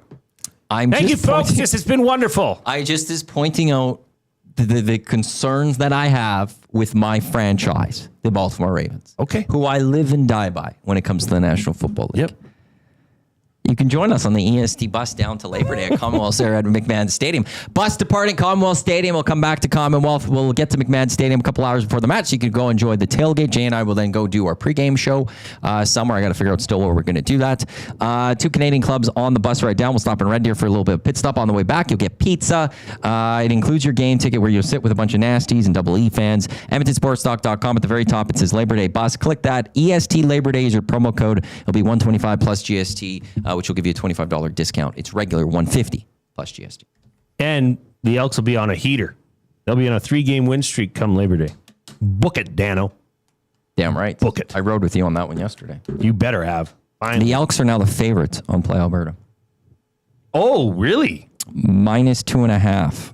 No, it's now moved to -3.5. The Elks are -3.5 favorites. Oh my gosh, folks! If you did not get on Jay's money play line of the is day yesterday, -208. Today, this morning it was -1.5. A couple of hours ago it was -2.5. I just clicked it's -3.5. This open is Redblacks plus or -1.5. The Redblacks way. I said this was going to happen yesterday. We said this was going to happen on Friday. We said the line is going to open up with the Redblacks favored. More so you. I will give you the credit. Jump on it early. Because it won't end that way. So right now, the Elks money line is -208. We got plus money. This is why you need to listen and follow Jay's play of the day. Because it's gone. She gone. They can't keep that up all week. Because that would be a great deal. Jay's play of the day yesterday boosted Elks money line to +115. It is now -208. I hope you got in. I hope you got in. Because I love seeing everybody smile when I send my victorious tweet that the Elks win. Am I confident? You're damn right I am. This team has no business losing to Ottawa. Not with the way they're playing, not with the way they're trending. I will stand by that. I think that's why I was taken down off earlier. Earlier today, I looked and your play was taken down. To the bank. What's that? When I looked this morning, your play was taken down. Really? I'm assuming. And because that made me go look at the line because I'm like, I bet it moved. Ah, that's what happened. Okay. Probably. Okay, after the break, we've got Ian Harrison to talk some Blue Jays. He's joining us. He's with the Associated Press. And we're going to talk about Rich Eisen returning. And Maddie's got another above mediocre buying or selling presented by Damon Bunting Real Estate. We're going to talk about Stu Skinner and the Oil Understood. All of that coming up. But first, I send you over to the one and only Zachary Kubish.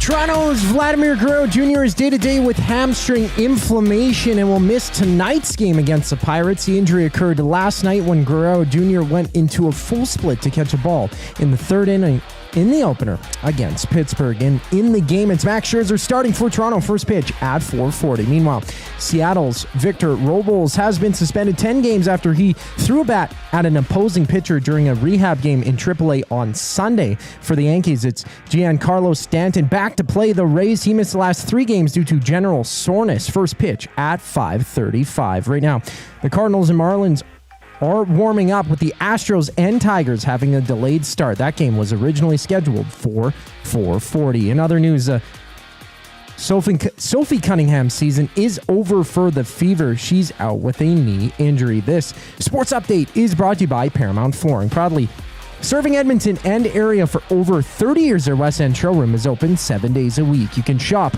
online at ParamountFlooring.ca. The show rolls on once we get back from commercial break. I'm Zachary Kubish, keeping you up to date. The Nielsen Show with Lieutenant Eric. To take a look at the Falcons from 92-9, the game, Carl Dukes. Pitts knows the criticism he's received about not living up to being the 4th overall pick in the draft. They picked up his 5th-year option, but this is in essence a contract year. Last year, we came into the season, I said, Pitts is a difference maker. I need you to step up. And he didn't. And coming into this year, I've said the difference in Pitts is that I think Michael Penix, they have a connection. The Nielsen Show with Lieutenant Eric. Weekday mornings 6 to 9. Only on Edmonton Sports Talk. Your clear choice for Edmonton sports. Get ready for royalty with Elvis Presley and Elton John tributes at River Cree Resort and Casino. All Shook Up pays tribute to the 3 eras of Elvis in one magical show on August 17th. And catch Elton Ron, a tribute to Elton John, live on August 29th. Elton Ron will give you a taste of the Rocket Man in Canada. Get your tickets for both shows at rivercreeresort.com. Since 1952, William Huff has been the heartbeat of Edmonton's advertising world. From humble beginnings to a citywide powerhouse, we've been the go-to for signage from print to design and installation. Partnering with Edmonton's top sports franchises and major events, we've helped shape the city's global reputation. Our secret? Unmatched customer service, decades of experience, and a passion for excellence we call the William Huff Advantage. Visit us online at williamhuff.com. Okay, 2 kids, 2 backpacks, lunch bags. Wait, where are the school books? Back to school doesn't have to mean the everyday rush and stress of looking for your kids' items. Have more zen in your mornings. Find space for your family's needs with Sentinel Storage. Go back to school with 4 weeks free. Reserve your space today and find the peace of mind your morning needs. Visit sentinelstorage.ca. Buy Canadian, store Canadian.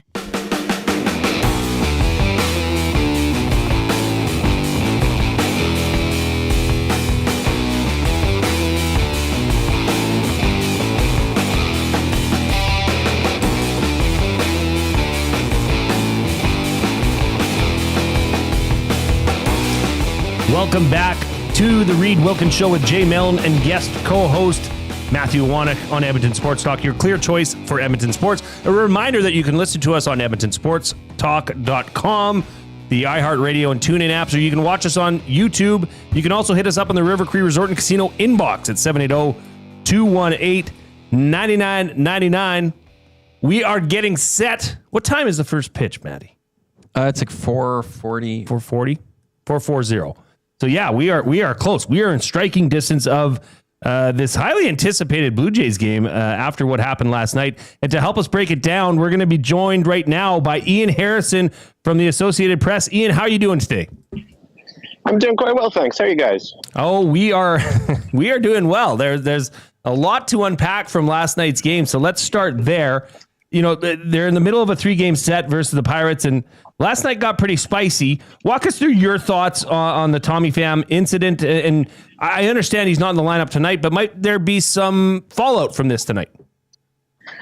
I think I'd be a little surprised if there's any fallout, to be honest. You never know. Things might have been different if Pham was in the lineup against Max Scherzer, because I think really at its core, this is what it is, you're a guy who is as hyper competitive as Max Scherzer, and who probably just interpreted something the wrong way and got a little hot real fast. So to me, this is, mostly a tempest in a teapot. I don't think there's too many hurt feelings. I know there was some fairly bizarre social media fallout from this incident as well that your listeners may have uncovered, which included Tommy Pham making what appears to be a factually incorrect reference about Addison Barger's drug suspension from 2019. So an apology might be due there, at least, if nothing else. But, I wouldn't advise anyone to get too worked up about this. Tommy Pham, a notoriously hot competitor who probably went a little overboard in a hurry. But yeah, the Blue Jays, as John Schneider suggested after the game, should probably focus on their own play more than they worry about Tommy Pham's thoughts on anything, including fantasy football or Tyler Heineman's comments. So let's go with that. Vladimir Guerrero Jr. left the game with a hamstring injury. He was to receive an MRI last night. Do you have any update for us on Vladimir Guerrero Jr.? Yeah, so it sounds like it's mostly good news on Guerrero. It's just inflammation, nothing serious, no strain. So you can start to breathe again, Blue Jays fans. Not sure, whether they will need to. I'm sure they will keep an eye on this as things progress, but at least in the short term, no reason to think that anything is too out of the ordinary with Vladdy. he may curtail his splits at first base for the next little while. But if he can keep swinging the bat the way he's been doing, then everybody will be feeling just fine. Friday, Shane Bieber is going to make his debut for the Blue Jays. He was acquired around the deadline. What is the realistic expectation of what he can do for the Jays and where he fits in with the Jays throughout the rest of the season into the postseason? There's the multi-million-dollar question of the month.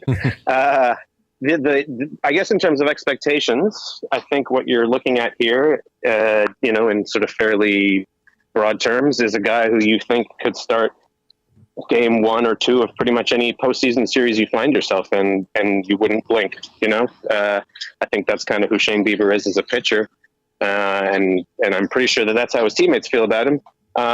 Which kind of leads into the second part of the question, which is how does he fit in this, existing rotation, and what does that mean for guys who might not be pitching right now? Jose Barrios at your best. I have a hard time believing that anyone's going to talk Jose Barrios into his first ever career IL stint over this. And I also have a bit of a hard time thinking that other teams around the league would just sit there and take it. I'm sure this does happen all the time, phantom injuries and what have you. But if the AL East leading team starts tweaking its pitching by trying to dump a guy on the IL when he hasn't, said he has anything barking on his arm, that might raise a few eyebrows. The most likely scenario, I think, is that they just space guys out a little bit. Maybe they'll skip a guy once each. Maybe they'll, as we know with all these things, they sort of have a way of working themselves out, as they say.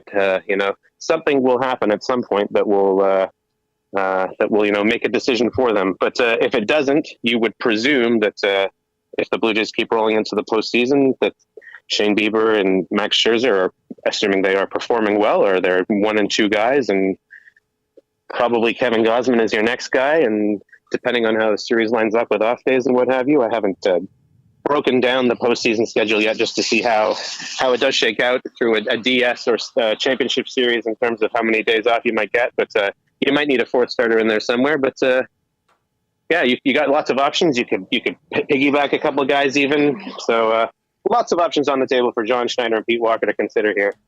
Ian Harrison, Associated Press, with us here. In the playoffs, like this Jay says, they've got bats, but sometimes those bats can go cold in playoffs. We've seen it with a lot of teams over the past. It really comes down to playoffs. It is your pitching, and we're talking a little bit of starting pitching there. What's the confidence level of the bullpen for the Toronto Blue Jays? Because that's often a big part. That's what's going to go win you a World Series. What's the confidence level of this Blue Jays bullpen?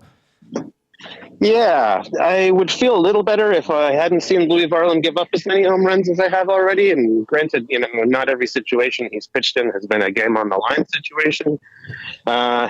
He's certainly an intriguing arm and a controllable arm. And I think, his potential as a starter over the long term may have been part of the decision making in acquiring him. Could the Blue Jays have gone out at that point for the deadline and gotten another pitcher sort of at or around the Sir Anthony Dominguez level, someone who, maybe was more of a sort of like-for-like replacement, if you will, for the injured Yimi Garcia, who has been very sorely missed, I would say, since going down. Maybe not lights out confident, but I think there are enough arms there to get the job done. For me, I know he's had a few wobbles here recently, but I think Yariel Rodriguez, given his performance through chunks of the season and not to mention his overseas career, is still for me one of your late inning guys, maybe even ahead of Varland. But maybe Varland ends up being more of a sort of spot guy that you want to use just for that insane velocity he's got. So yeah, I guess, the short answer, not lights out, but good enough to get the job done.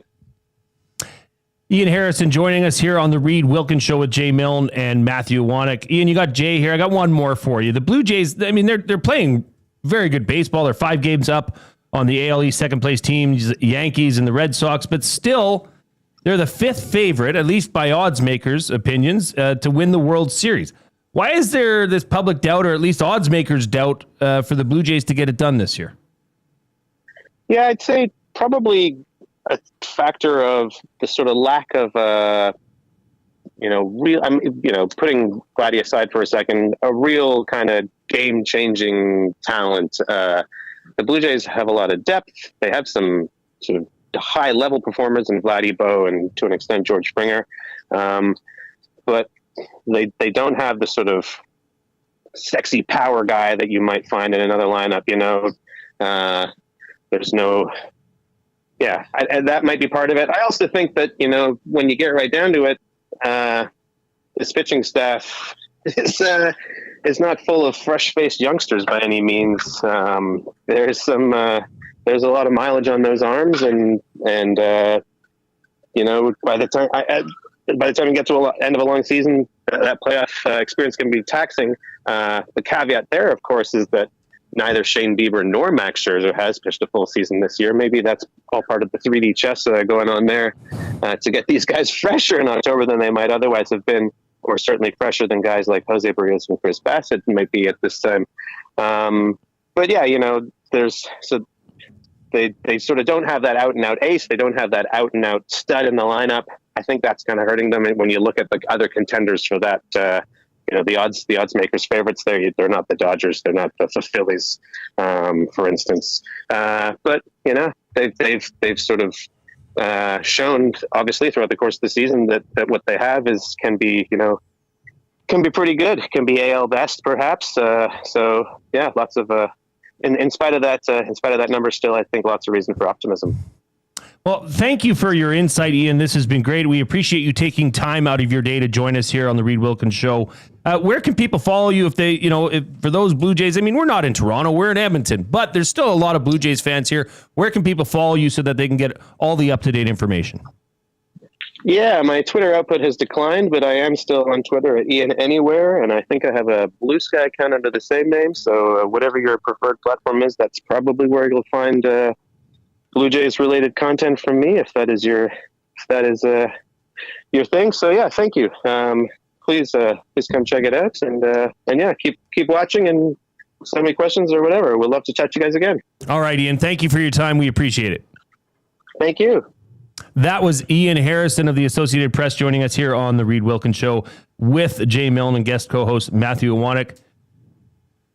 What do you think, Matty? Is this? I thought coming out of, I know they don't. It's technically the trade deadline, but when they, it's a trade deadline. I thought I heard that you could still move players. Well, there's the waiver trade deadline and the non-waiver trade deadline. I think that's the waiver trade deadline. There's still a non-waivers one coming up, but it's very different. But it's like in hockey, you could make trades after the trade deadline. Did you know that? Matthew, I'd be lying if I said I did. The Edmonton Oilers could go make a trade you can make a trade at any point of the year, at any moment, outside of the roster freeze. After a trade deadline, you could make a trade. If the Oilers wanted to make a trade for a player, they could. That player's just not eligible for the playoffs. Oh, well, okay. Yeah. But you can have them for the rest of the regular season.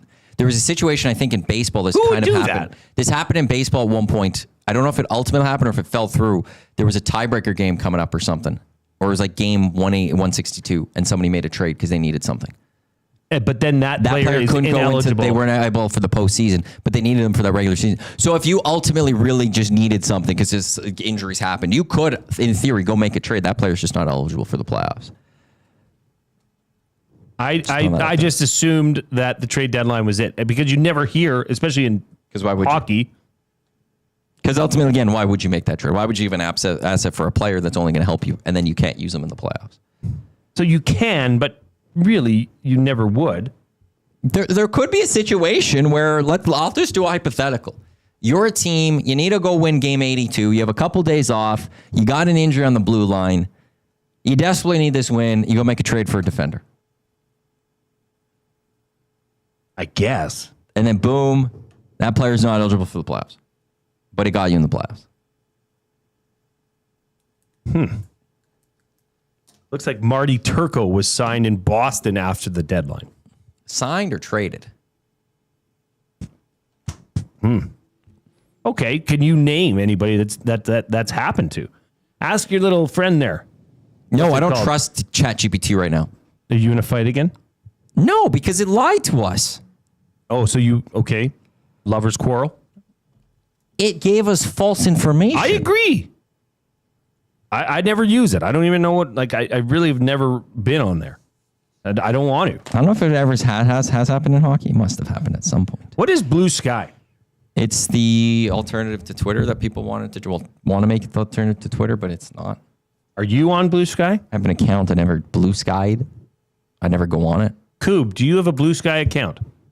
I do not. No, I know Will Frazier actually. He said the other day when he was on the Hangout that he had one at one point, but yes, yeah, I have apparently mine. it's a lot nicer of a Twitter. But it's an echo chamber for the left. Yeah, I don't want to get political, but that's what it is. Wait, but there's also they can block out bots better than Twitter can. Coupe, where can people follow you on Twitter or X as they call it now? Oh, well, on X, it's Zach on air. Pretty simple. ZACH on air. Also on Instagram as well. Yeah, go ahead. Instagram, what is it? Yeah, Mike check Zach. Mike check Zach. Yeah. As in like a Mike MIC. MIC, yes. Okay. Not Mike or Michael. Because your former Twitter handle was a tough one. It was Zachary HMK. Yeah, it was a bit wordy. I mean, Maddie, where can people follow you? Even if I know you don't want people to follow you, probably. Well, I'm on Twitter, my full name. That's about it. But I barely tweet. How do you spell your do name? you? Only on special occasions? What do you mean? Come on, Matt. Everybody knows you like to get into the weeds. When was the last time I sent actual tweets? I don't know. Do you care to let anybody know? So I did. No, I did. I did green and gold. Outside of green and gold, I replied to Trev on a tweet with a GIF on August 8th. I replied to Dave in Section T on July 25th about work. So that doesn't even count. When was the last time I actually tweeted that had nothing to do with like an actual? When was the not a reply or something? My last tweet that wasn't work related. True or false? You've given yourself a bit of a timeout on Twitter at times. No, well, it's not. True or false? Sure, I guess, maybe. True or false? Say the word. It's not a timeout. It's been like, I just don't do it. Have you ever deleted the app? I can absolutely, I have never deleted the app. I guess you can't. I still go on it to look at things, but it's not even like, I just don't feel like tweeting anymore. Okay. It's not a timeout. The last is the Elks. I tweeted about the Elks on June 26th. Oh, I tweeted about Jonathan David scoring a goal on June 24th and Tajon Buchanan scoring on June 24th for Canada. Good for you. I'm proud of you. The last non-sports tweet, I tweeted to you and Zach about returning your cart to the proper spot. Why? You're not a cart returner. Hey, right? I did. So I tweeted, this is what you do. You put it back in its proper spot. I tweeted about the Dunya. I've tweeted about Canada Sargent. That's like about it. That's about it. I felt really nice when I was in Nanaimo. I was at Costco and I returned the cart even though it was all the way across the parking lot. Good man, Zach. You're growing and budding right before our eyes. Don't follow me on some Insta. credit, Maddie. Can you give me some credit? No, don't look for it here. You're doing what you're supposed to do. Zach, this is like a father that went out for milk and never came back. What? I don't need negative affirmation, okay? What is it? How do people follow you? Oh, at Jason Milne. Boom. Simple. On Twitter? And Instagram. Okay. Same thing. I helped you. See, I wouldn't teed you up for that. I wouldn't do my full name though because it's hard to spell. Like even you doing Matthew That's Iwanyk. true. It's hard to spell. It's perfect. Jason Milne's not. Milne, yeah. It is a maybe little somebody different. would forget the E. Yeah, maybe. Or Milen. I think your confusion is that it's Jason Milne, not Jay Milne. Oh, true. Because I'm referred to here as Jay. My actual birth name is Jason. Well, have I got news for you, listeners, watchers? We have guaranteed to be above mediocre, buying or selling, presented by Damon Bunting, coming up after the break. Matthew Iwanyk, you're on that, right? I have one that I like. Okay, let's roll with that. But first, we must hear from the Coupe.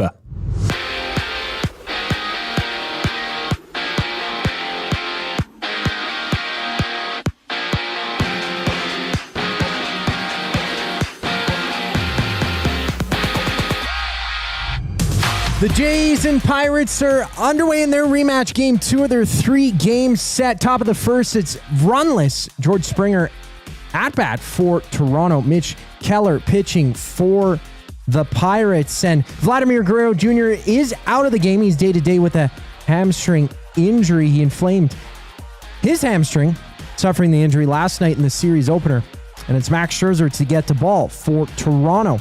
Elsewhere, New York welcomes back Giancarlo Stanton as the Yankees and Rays go toe-to-toe just after 5:35. Stanton missing 3 games in a row with soreness. Other action has the Mariners and Phillies going at it, Mets and Nationals matching up while Miami plays host to St. Louis in a 10-game suspension has been given to Victor Robles of the Mariners after he threw a bat at an opposing pitcher in a AAA rehab game on Sunday. In lacrosse news, the Albany Firewolves are officially relocating to Oshawa for next season. And on the court, Indiana's Sophie Cunningham has sustained a season-ending knee injury, tearing her MCL Sunday against the Sun.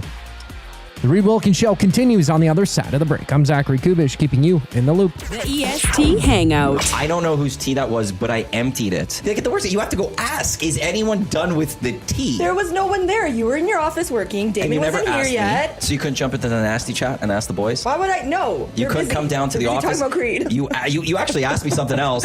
You couldn't come into the office and ask if it was okay? The EST Hangout, presented by Sentinel Storage. Weekday mornings 9 to 11, only on Edmonton Sports Talk, your clear choice for Edmonton sports. The leaves are turning, and just like golf season, time is running out to get in on Play Alberta's biggest offer ever. For a limited time only, new players can get up to a $1,000 casino bonus when they sign up. There's never been a better time to join the fun. Visit playalberta.ca today to get started with casino, sports, and lottery all in one app. Must be 18 plus to play. Remember, if you gamble, please use your game sense. Yeehaw! Yee Country Night is back. Celebrate all things country and western Friday, August 15th at 7 p.m. as your Edmonton Elks take on the Toronto Argos. Presented by Coconut Cowboy Rum, this game will feature the 3rd annual EE Bull Riding Competition. Country music all night long, plus a petting zoo and pony rides for the kids. This night is sure to be a blast, so giddy up and get your tickets now, starting at just $20 at GoElks.com. You've always known GCL Diesel as the experts in diesel fuel systems, but did you know that GCL is also your source for turbochargers and turbo repair? As a turbo supplier for Garrett, Borg Warner, and Holset, GCL can provide genuine original equipment turbos at wholesale prices. Whether it's diesel, gas, natural gas, or performance, we can provide you with the turbo or custom repair you require. Turbo questions? We've got turbo answers. Visit us in the West End or online at GCLDiesel.com. GCL Diesel, turbochargers, understood. Goodbye. You sure are going to miss them, but their room would make a great yoga studio. Store their childhood treasures safely with Sentinel Storage and find some space for you. Try 4 weeks free. SentinelStorage.ca.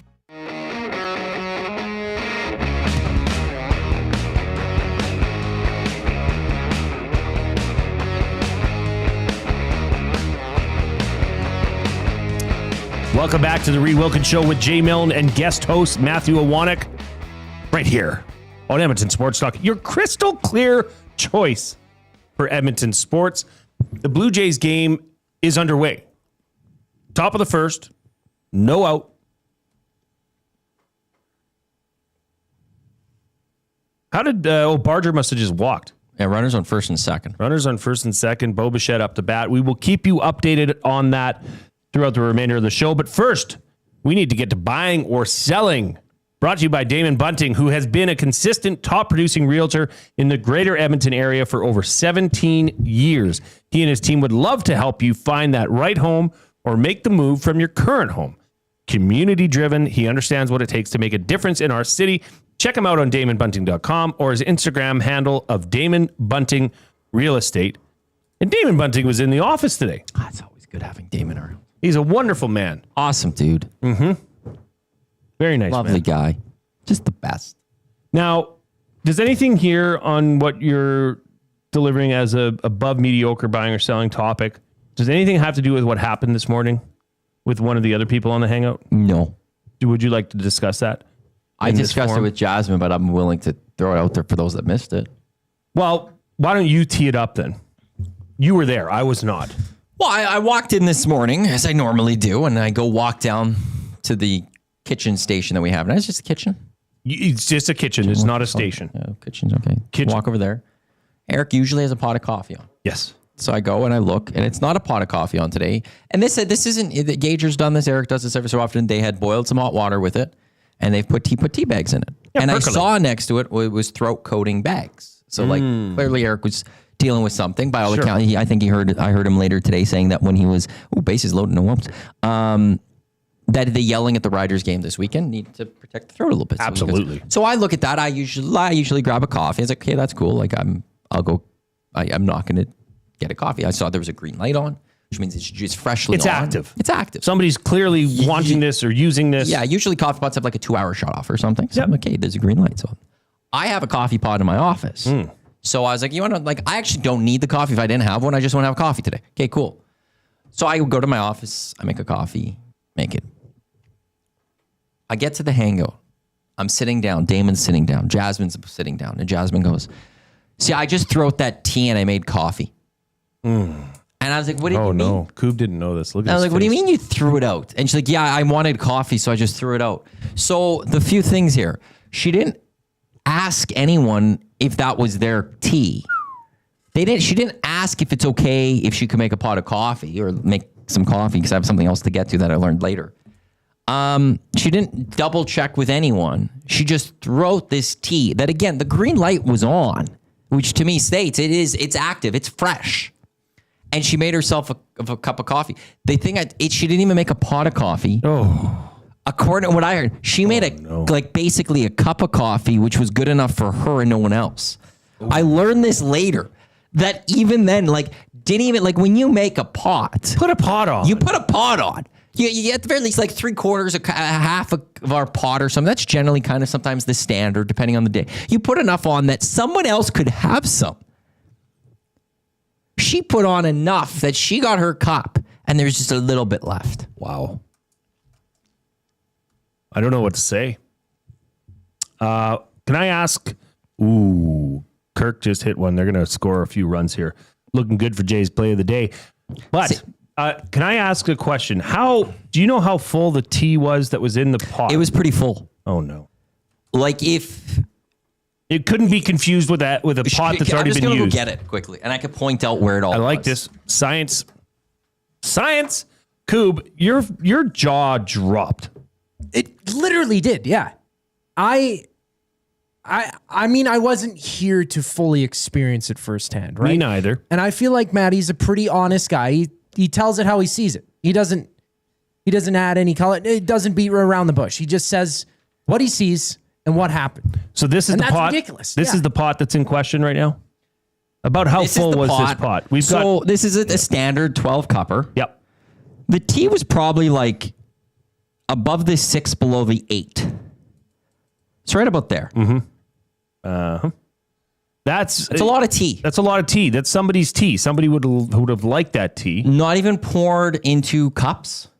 You could have maybe even grabbed a mug and poured a cup in there. Mm-hmm. So if somebody still wanted, can you just warm that up? I want to make a coffee. None of that. She says, Jasmine's in the nest there, sorry. Okay. It was 2.5 cups. I didn't want to waste the grounds. So she made 2.5 cups, which is less than 4 cups. But on these, that's right here. This and is how you're much operating at a sports entertainment station. There's going to be people that would drink the coffee. That's the other part to this is other people will come in and possibly drink that coffee. But also, I don't want to waste the grounds, but you're okay to waste all the tea.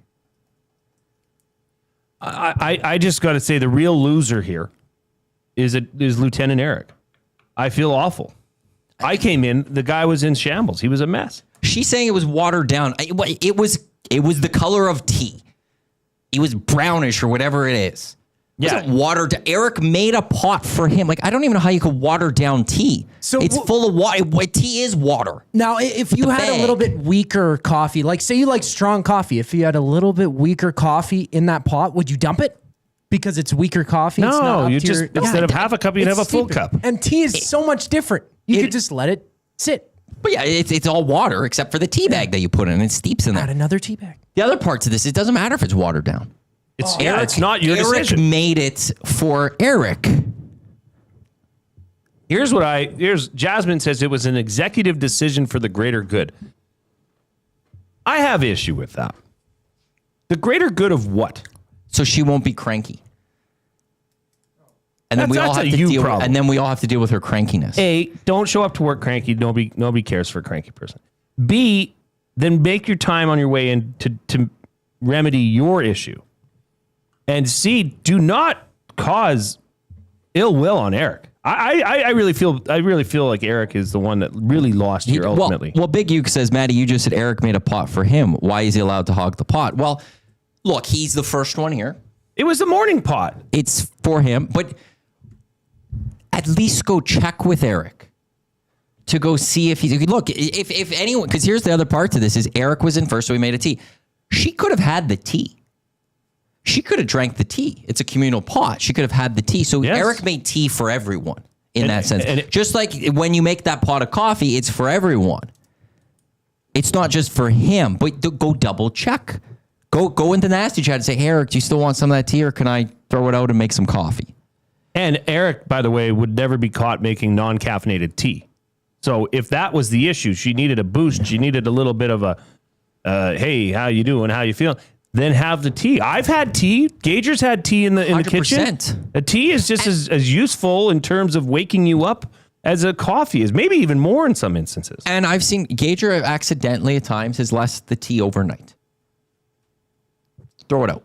Oh yeah, right. Yeah. It's cold. It's gone. It's done. It's done. No one's using it. If I finish this show and there's something in there, I'm dumping it because it can't happen. The green light was on, which clearly states this is being used. This is an active pot of something for somebody or this office to go use. So, and as Rams guy Rob does say, if it was for the greater good, you would have made enough coffee for others. She could have made a nice, like half a pot. Nice half a pot. Take the cup you want. So on the scorekeeping page, that's what, -5 for Jasmine for today? It's a rough one. It's a bad look. It's a rough one. It's would you agree it's worse of a look than me inviting you for supper last night and then bailing immediately after I asked you? Yes. Yeah. Because she actively threw away Eric's drink. Tough. Well, Maddie, I just want to say thank you for spilling the tea with this information.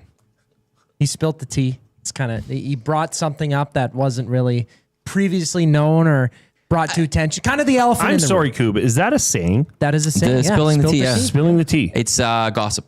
Oh, I've never heard that. Yeah.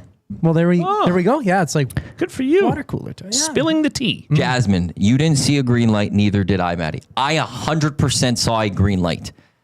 Because that was the thing I looked at. Because I thought, was this an old pot? And I checked because that green light was there. That's how I knew it wasn't an old pot. The green light was still on.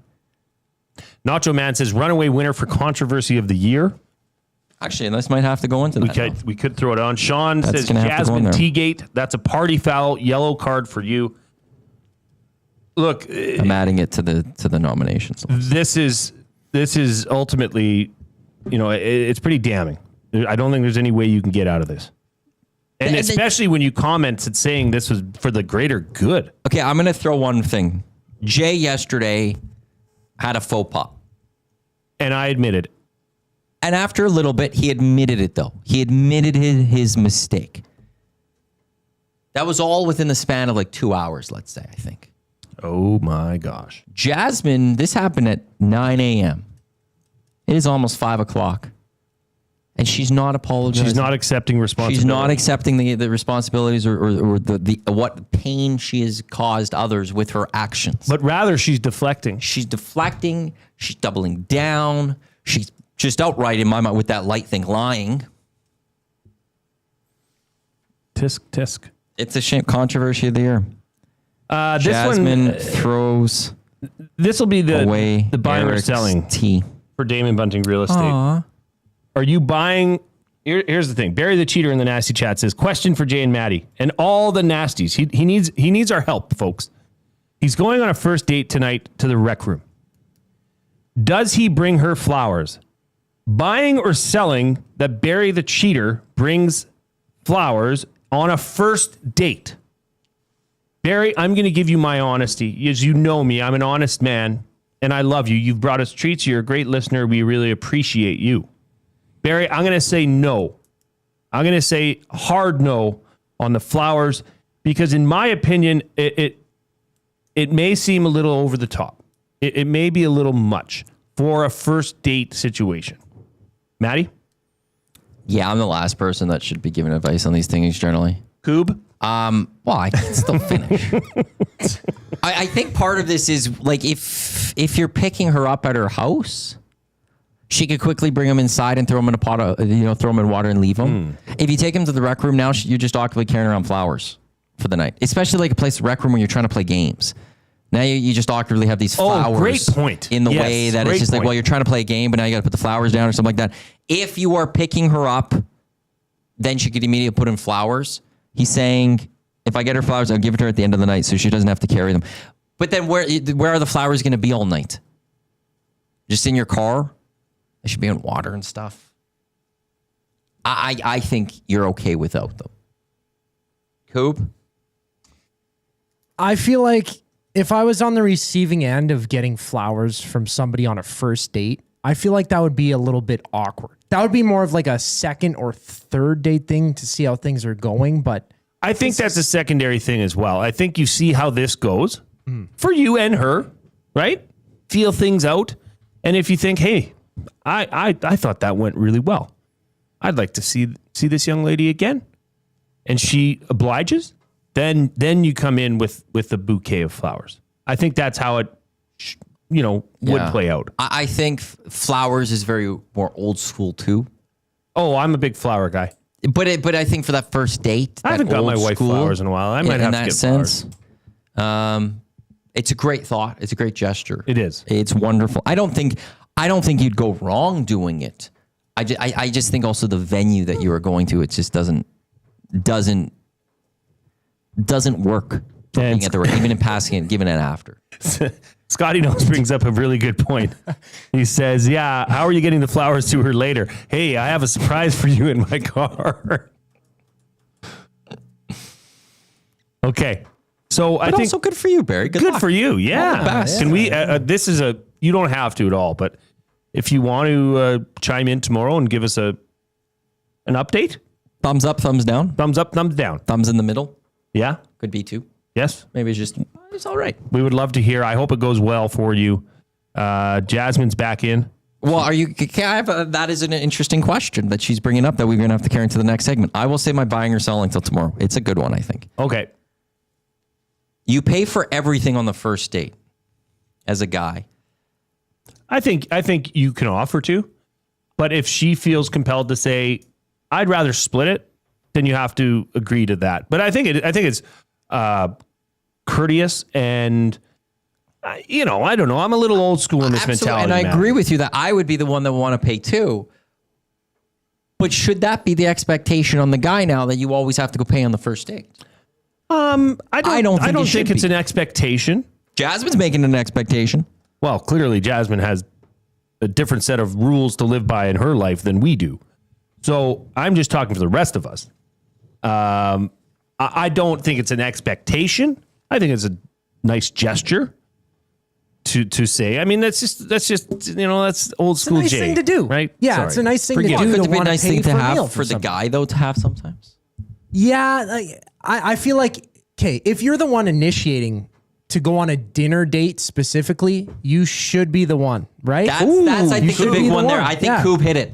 Whoever's the one that initiates the first date, you're the primary candidate to have to pay for that. If And there's you can not an agreement to split after. And sometimes I've been in this situation where it's like, hey, you want to go on a date? Oh, sure. And then I offered to pay, and it's like, oh no, I'll take this one today. Coupe, plus 3 points for you. Thank you. Well done. It is a red flag if the guy does not pay on the first date. No, it can't, what if this he's is tight for cash? 2025, That's Jasmine. the thing. What if he's tight for cash too? What if they're doing why does he have to?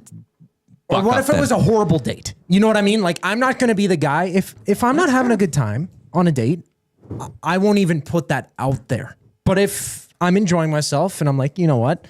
Maybe I want to give you flowers next time. I think it's courteous to offer to pay, but it would also be respectful to her if she wanted to split the bill. No one in on a first date, either side, should ever get mad if somebody says, "Do you want to split this?" No one has the right to get mad in my mind. No. Not a single person has the right to get mad in that situation. Mind you, you're talking to somebody that hasn't been on a first date in decades. Barry the Cheater does say, "I did initiate the date," and I would agree that I think he's on the hook of anything if possibly, like if there's someone paying for it all, he's on the hook. I think the real question here is, what is the first game you play at the Rec Room? I love the Rec Room. I still get some tokens to use. And that's tough. Do you get a full meal? Do you just get a snack? How many tickets do you buy? There's a great restaurant near Rec Room across the street, Una's. Okay. Wow, we blew through this break. My apologies, Coupe. You will not hear from Coupe first. You'll hear from some of our partners, and then you'll hear from Coupe. And we will be back right after that with the Oil Understood presented by GCL Diesel. But first, you'll hear from our partners. Two guys and a goalie. The Oilers in Tier 3 for their wingers. Do you agree with that?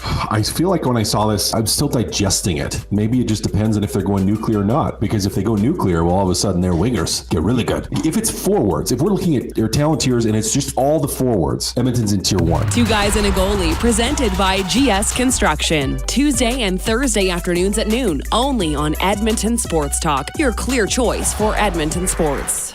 Win a trip to Osheaga with the Banquet in Aperol. We're sending one lucky guest to Montreal with flights, hotel, and 2 tickets to one of Canada's hottest music festivals. Enter by July 26. Details in store or on the Banquet app. Get real. Play hard. You know Dawn. Everyone knows Dawn. Dawn from Frontier Cartage. That's right, it's me, Dawn from Frontier Cartage, where we're setting the standard for cartage service in Edmonton and beyond, offering city cartage, Alberta Highway, short haul deck, and more. My team and I are bringing our years of industry experience and expertise to every mile. Join Dawn and her boys in a new chapter in transportation excellence, dedicated to exceptional service. Call Dawn at Frontier Cartage, 587-222-5826. At Mind 360, we invite you to embark on your mental health journey in a safe and comfortable space. Conveniently located in St. Albert, Mind 360 has a diverse team of experienced clinicians that offer a broad range of tailored services for children, adults, and families. Furthermore, we are very proud to serve our military, veterans, and first responders. If you're looking for counseling, treatment, or assessment, understand that you are not alone. Contact Mind 360 at mind360.ca to book an appointment today. Looking for quality building materials and friendly advice? Visit us at Windsor Plywood Leduc, family owned and locally run since 1993. From interior materials for doors, flooring, baseboards, and all the finishing touches to all you need for your outdoor projects like cedar lumber for decks and fences, plus all the plywood you'd need. Our full-time on-staff carpenter can help with anything odd-sized or custom, and from domestic hardwoods to exotic selections, we've got you covered. And if we don't have it, we'll track it down for you. Windsor Plywood Leduc, we're the experts you need to know.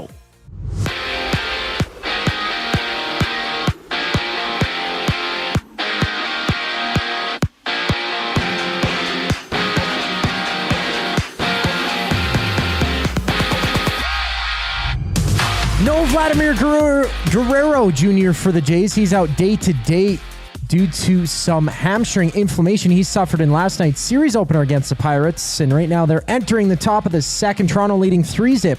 2 RBIs for Nathan Lukes, George Springer, Addison Barger, and Bo Bichette, all with runs. And right now Miles Straw at bat for Toronto, 0 outs in the inning. Mitch Keller pitching for the Pirates. 3 other games are live, including the Mariners and Phillies runless in the first. The match in Nationals locked at 0s in the second, while St. Louis is up 1-0 on Miami, bottom of the first. For the Yankees, Giancarlo Stanton returns to the lineup after a 3-game hiatus due to general soreness. They play the Rays just after 5:30. Elsewhere, Fever star Sophie Cunningham sustained an MCL tear Sunday against the Suns. She's been ruled out for the remainder of the season. And 5 games are on tap in the WNBA. It's Lynx and Liberty underway in the first. From Oshawa, the Albany Firewolves are relocating to Oshawa for next season.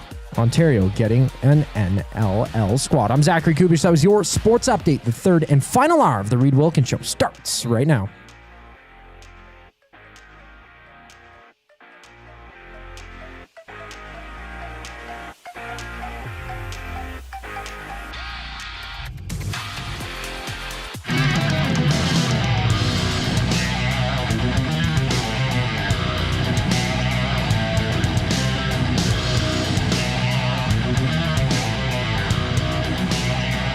Welcome back to the Reid Wilkins Show with Jay Milne and guest co-host Matthew Iwanyk, coming to you live from the Banquet Studio. A reminder that you can celebrate your birthday at the Banquet Bar. Amazing drinks, great vibes, and unforgettable memories. Book your party today at thebanquetbar.com. Maybe Barry should have went to the banquet. Go do some bowling. What do you think? They have the Price is Right wheel that you can spin. That's right. I'm sorry. I need to record this as a potential for text of the year. This came in over the break from Mike from Calgary. I am going to nominate this for text of the year.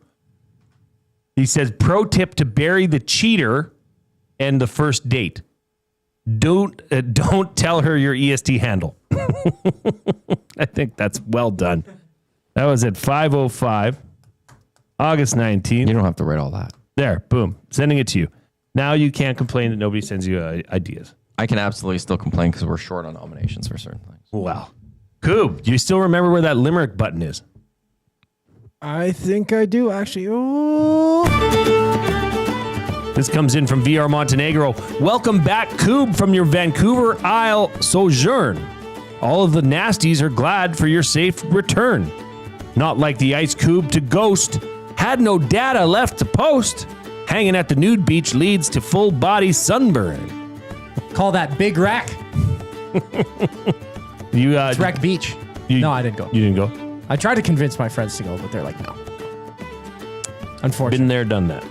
Oh, right north of UBC, right? It's like down, it's below UBC on the coast. Bucket list. There's one in like Devon. A nude beach? Yeah, it's just past Devon. Huh. What do you mean? There's a spot if you are on a boat and you go past Devon, there's a nude beach. How do you know this? Because I was on the boat with Uke and he's like, there's a nude beach over there. And we'd go by and there's like, oh, look, there's new people. Seriously? Yes. Oh, okay. Is that a form of creativity, I guess? Or is it a form of expression? Wanting to be nude in a group of other people?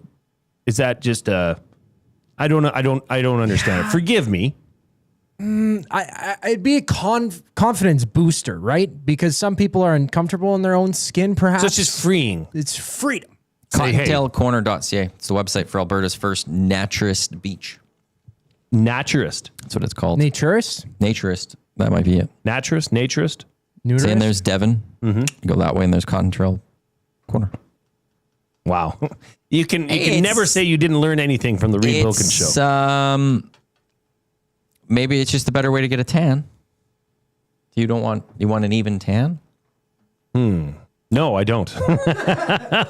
I'm good. I'm just saying for some people, you're trying to figure why some people are. Maybe they just want a nice tan. They want an even tan. You could do that in your backyard or... You don't want people, well, I guess I shouldn't say you want people staring because you're on a nudist beach. People will be staring possibly. Maybe you don't have a good yard. Maybe you don't have good sun rays. That's a good point. Can't go to just a public park and do it. Also, by the way, did you know men and women could be topless at any city pool? I've heard that. In Alberta? I don't know if it's Alberta or just Edmonton. I remember when this was implemented. Ooh, boy. George Springer just hit a bomb. Yeah, Jays are doing pretty well. 5-0. Hope you rode with Jay's play of the day. That's a little political. We should probably stay away from that. No, I know. I'm throwing that out there. If just that like if we're talking about nudist beach, that there's you can actually men or women could be topless in a public pool. Okay.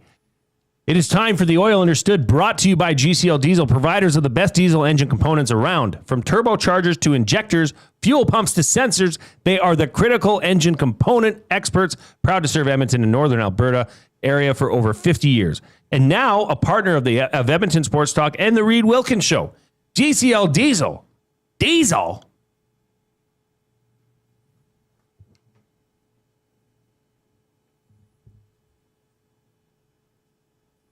Understood.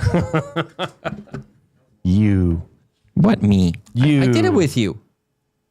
Yes, you did. Okay. Were you purposely behind me, though? Or No, I didn't know when you were going to start because you didn't do it right at 3. And I didn't mean to click on yours, Coupe. Sorry. Friend of Edmonton Sports Talk, Derek Van Diest, had an interview with Stuart Skinner as he was in Calgary at the Rogers Legends of Hockey event, part of the PGA Tour Championship stop at Canyon Meadows Golf and Country Club. He had asked him about, what it was like to experience the pain of losing a Stanley Cup final 2 years in a row. The reason I want to talk about it today is because what did Connor McDavid say after last year's loss? The first time they lost to Florida in the Stanley Cup final, particularly pertaining to his offseason. I don't recall.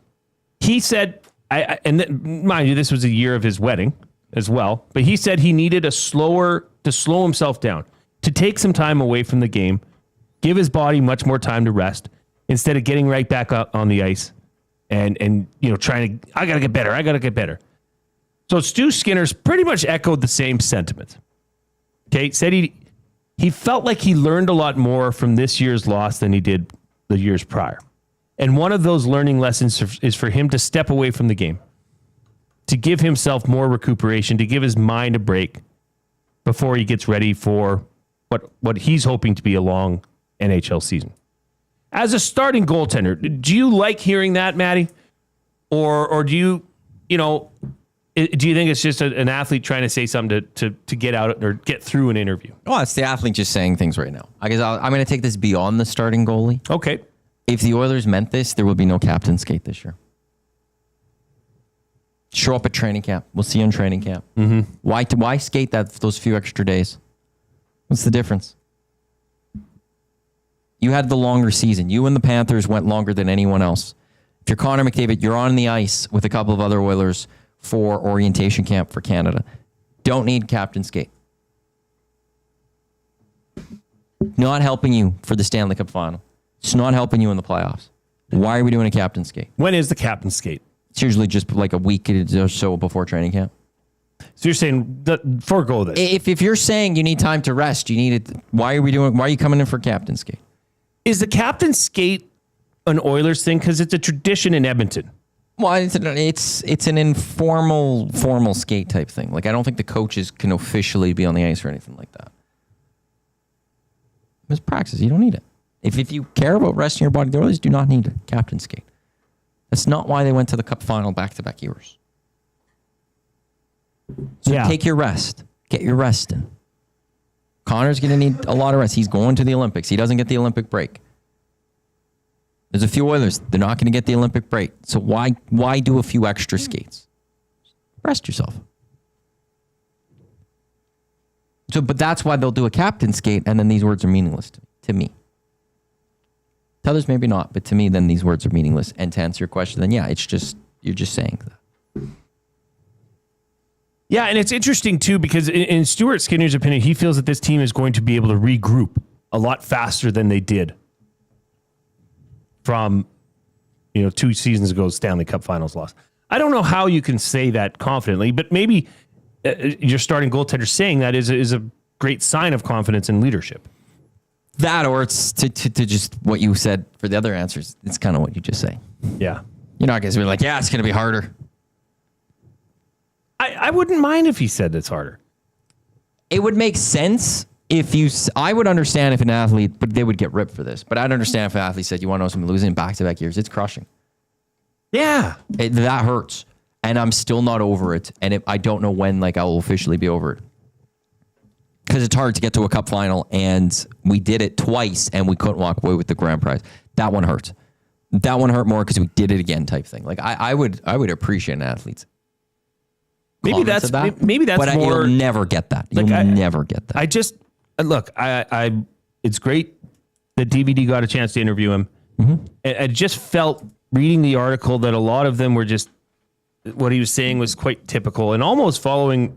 That's why I brought Connor McDavid and what he said, it was almost following that lead. But Stuart Skinner, also to his benefit and also to his detriment with some people, is a very thoughtful speaker. Yes. Post-game interviews, there's not a lot of good ones in hockey. Stuart Skinner is one of the good ones. He gives you good, insightful insight into what happened during a game. He doesn't give you cliches. So maybe that's the one thing we have to remember, that this is Stuart Skinner, and he's actually a guy that is more willing to be open with his comments. Who do you think in the locker room leading into the season would be the most honest and insightful in terms of interviews in the locker room, aside from a guy like Stuart Skinner? Leon. Really? Leon's a great. I love listening to Leon. Yeah. The times I've gone into the locker room to interview the guys, I love when I have to talk to Leon. Yep. He's the type of guy that if you ask him a solid question, if you ask him just I'll say a decent question, he'll give you a good answer. Now, obviously, there's times where he's just pissed off because they lost or whatever, and you might catch him in a mood. Yeah. And then you got to deal with Leon's mood, I guess. And that's just who Leon is. Yeah, but Leon's also a competitor. If he has that mood, that's perfectly acceptable after a loss. I also feel like if you ask Leon a lazy question, that's when he gets more pissed off too sometimes. I've heard this before. So is that just because, and I'm sure it's not just Leon Draisaitl, I'm sure it's many professional sports athletes that are just tired of hearing the same mundane, boring question. They want to give you an answer too. Well, I feel like that's what I feel like you get from Leon. If you step up with a well-worded question, and look, I'm not an expert on those. I'm not great at that. I don't know the last time I was in the Oilers locker room. I'm not saying I'm some sort of expert in that. And the guys and the gals that go in there, they're the ones doing that stuff, and credit to them. But for me, I went from the outside looking at Leon, and then the few times, because I have interviewed Leon in those scrums, I have been there. If you ask him just again, it doesn't have to be the most brilliant question ever, but a decent question, he will give you a solid answer. He's not going to just bite you off, just bite your head off, just cuts. Yeah, and I feel like Leon's been has not been given the benefit of the doubt in a lot of instances in this city. And I think that pissy comment, but it's one of those two where stuck it's with him. Like, it seems like he doesn't want to answer the easy question. Right. Like, yeah, you guys didn't play well today. No kidding. Yeah. Thanks for that. I didn't realize that. Like, that's how he reacts. Whereas you're like, hey, and just like, what was it that caused you guys to, have that stretch in the second period where maybe you guys weren't getting what you want? Whatever it might, he's then going to give you an answer into it. But if you ask just a basic, easy, lazy question, he's going to get pissed off when he's mad. Now, when things are winning, yeah, you're probably more likely to answer it in a better way. But when he's pissed off, he doesn't want to hear a question that is like, I think in a way to what you're saying, without him ever maybe even realizing it, he wants to even be intellectually challenged. I also think that comes with a maturation through the game as well. As a younger player, you might just want to answer questions and not be comfortable in your own skin enough, possibly, to lean into a question or to throw a curveball back at the person that asked you that question, or to have the wherewithal to just not answer a question that isn't that thorough. Yeah. Right? Yeah. I agree with Big Uke. I like listening to Zach Hyman when he's interviewed. I also really appreciated Corey Perry. I thought he was pretty open about his feelings, specifically after a tough game. All right. This was the Oil Understood. Coming at you next, the most highly anticipated event of the EST. Maybe even this year. I'm not sure. Matthew and I and the Coupe, if he's willing, I never asked him earlier, are going to give a live review of a frozen Reese's Pieces peanut butter cup. We are also going to dive into Creed. Creed's tonight, right? Yeah, I hope it's not. I can't park in my parkade right now, so it's fine getting in. Worried about myself. Creed and peanut butter cups coming your way. A reminder that Edmonton Sports Talk is presented by Play Alberta. Why limit your choices when you can have it all? Play Alberta is your go-to app for casino games, sports betting, and lottery, all in one place. With easy access to real money games, you can enjoy everything Alberta has to offer right at your fingertips. Download Play Alberta now and start playing today. Coupe, take it away.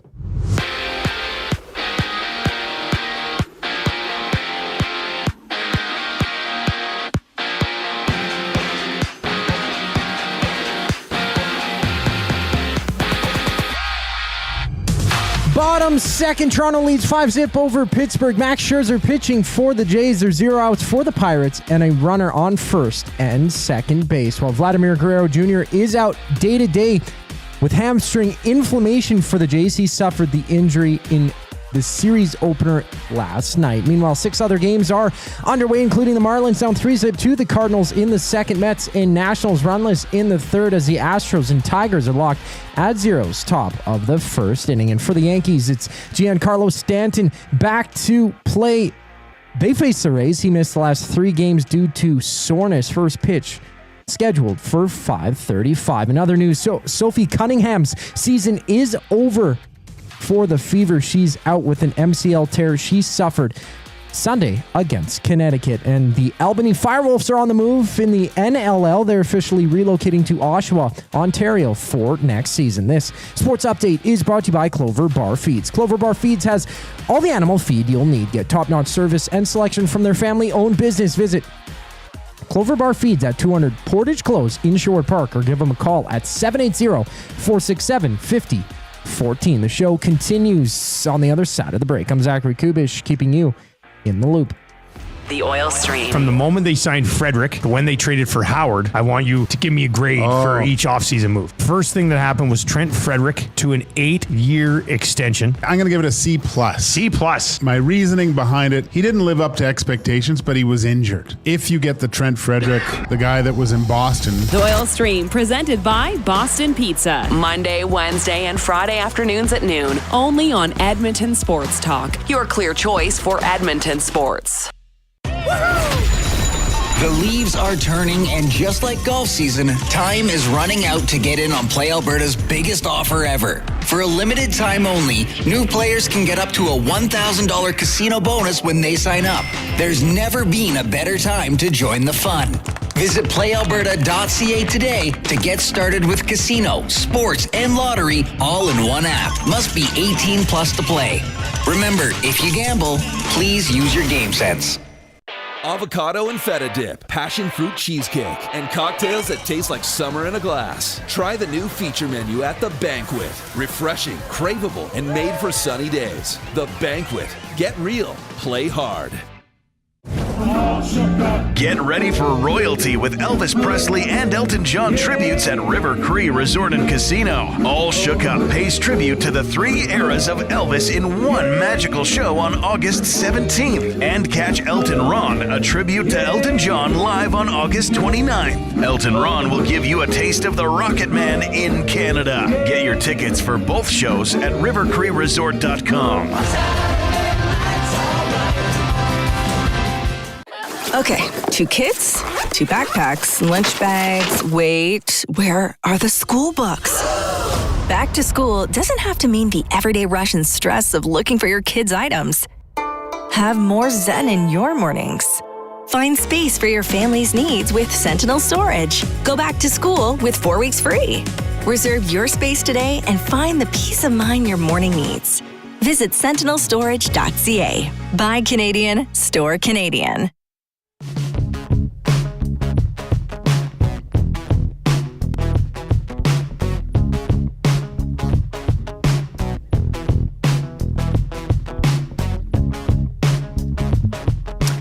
Welcome back to the Reid Wilkins Show with Jay Milne and guest co-host Matthew Iwanyk, right here on Edmonton Sports Talk, your clear choice for Edmonton sports, where it is, what is it now? It's the top of the second, or the bottom of the second. Bases are loaded for the Pirates, so Max Scherzer's got to try to get himself out of a bit of a tough situation here. But the Blue Jays are up 5-0 currently. We will keep you updated on that throughout the rest of the show. As promised, I hold in my hand a package of Reese's peanut butter cups. And due to Reid not being here this week, it is okay for us to eat this, although I would ask you to not touch it and rub your hands all over things because Reid is sensitive to it. So just keep it in your hand, okay, Matthew? You look scared. I don't want to leave any sort of little bits. One's down. Where'd it go? Oh, boy. Right. 5-second rule, 5-second rule. And it's still in the wrapper, so it's okay. Yeah, landed on his back, but I'd still eat it. I don't even need the 5-second rule. Coupe, you're up. So this is a Reese's cup. Got it from the Dollar Tree. How frozen are these? That's my big question. They feel pretty. Like I'm already got a little condensation on top. They do feel quite cold. Okay. They're small little things. So I'm gonna put that on my paper. So I don't. I'll wipe down your area there after. Yeah, they'll get some Lysol wipes. Okay, so we're gonna try this. So this is you think that this is gonna go well?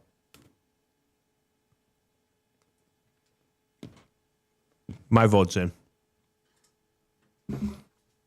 Now, we're comparing this to what would be a normal situation of grabbing this off the shelf, unfrozen.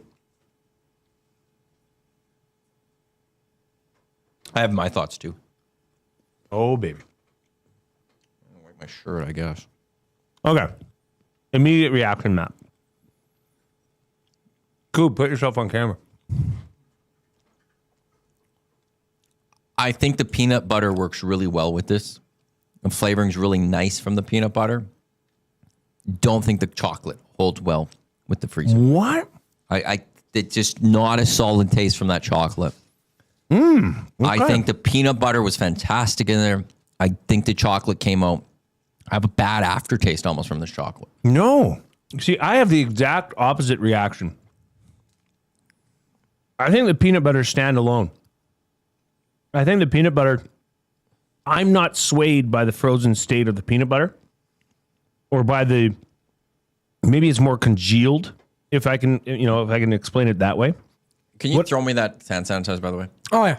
Just I don't want Throw it? Yeah. Just throw You it. trust me. He's got hands. Let's go. Wow. I tried to aim for the smaller monitor, Sorry. not the TV. I didn't want to pull a walk. What I will say is that I do like the crispiness of the chocolate. Yes. The snap of the cup as I broke it off in my teeth. That to me is appealing. I don't know if I'll ever have a Reese's peanut butter cup again unfrozen. Coupe?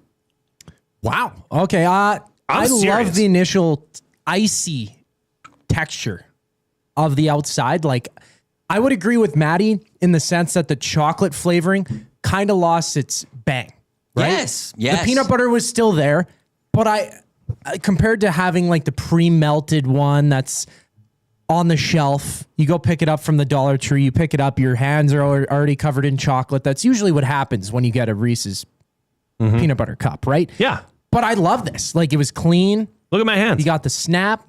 You might Nothing still on 'em. want some hand sanitizer in case, Well, I you did might just have a about 3 reaction. times. So if I touch anything, it's been 3 times hand sanitizer. We're very caring in that way. But if you got a dark chocolate one, though, like, this is just normal Reese's peanut butter. I think you lose the chocolate flavor, but the peanut butter's still there. It's good. I love it. I don't think the chocolate just held up well. This is also, I am a type of person that I don't like that hard chocolate, I guess. You know how you get that little hard chocolate around the ice cream? Oh, yeah, okay. That's fair. I don't really? I would rather just give me a fudgesicle. You don't like a dip cone? I don't like that initial chocolate on it. Like a dilly bar. Oh, come on. Those are top Not tier. a fan. No, I don't like that hard chocolate. Don't like that hard chocolate. So that's maybe why I'm That not explains as a lot. solid. But the peanut butter held very well with it. I thought flavor a little intensified. Slightly.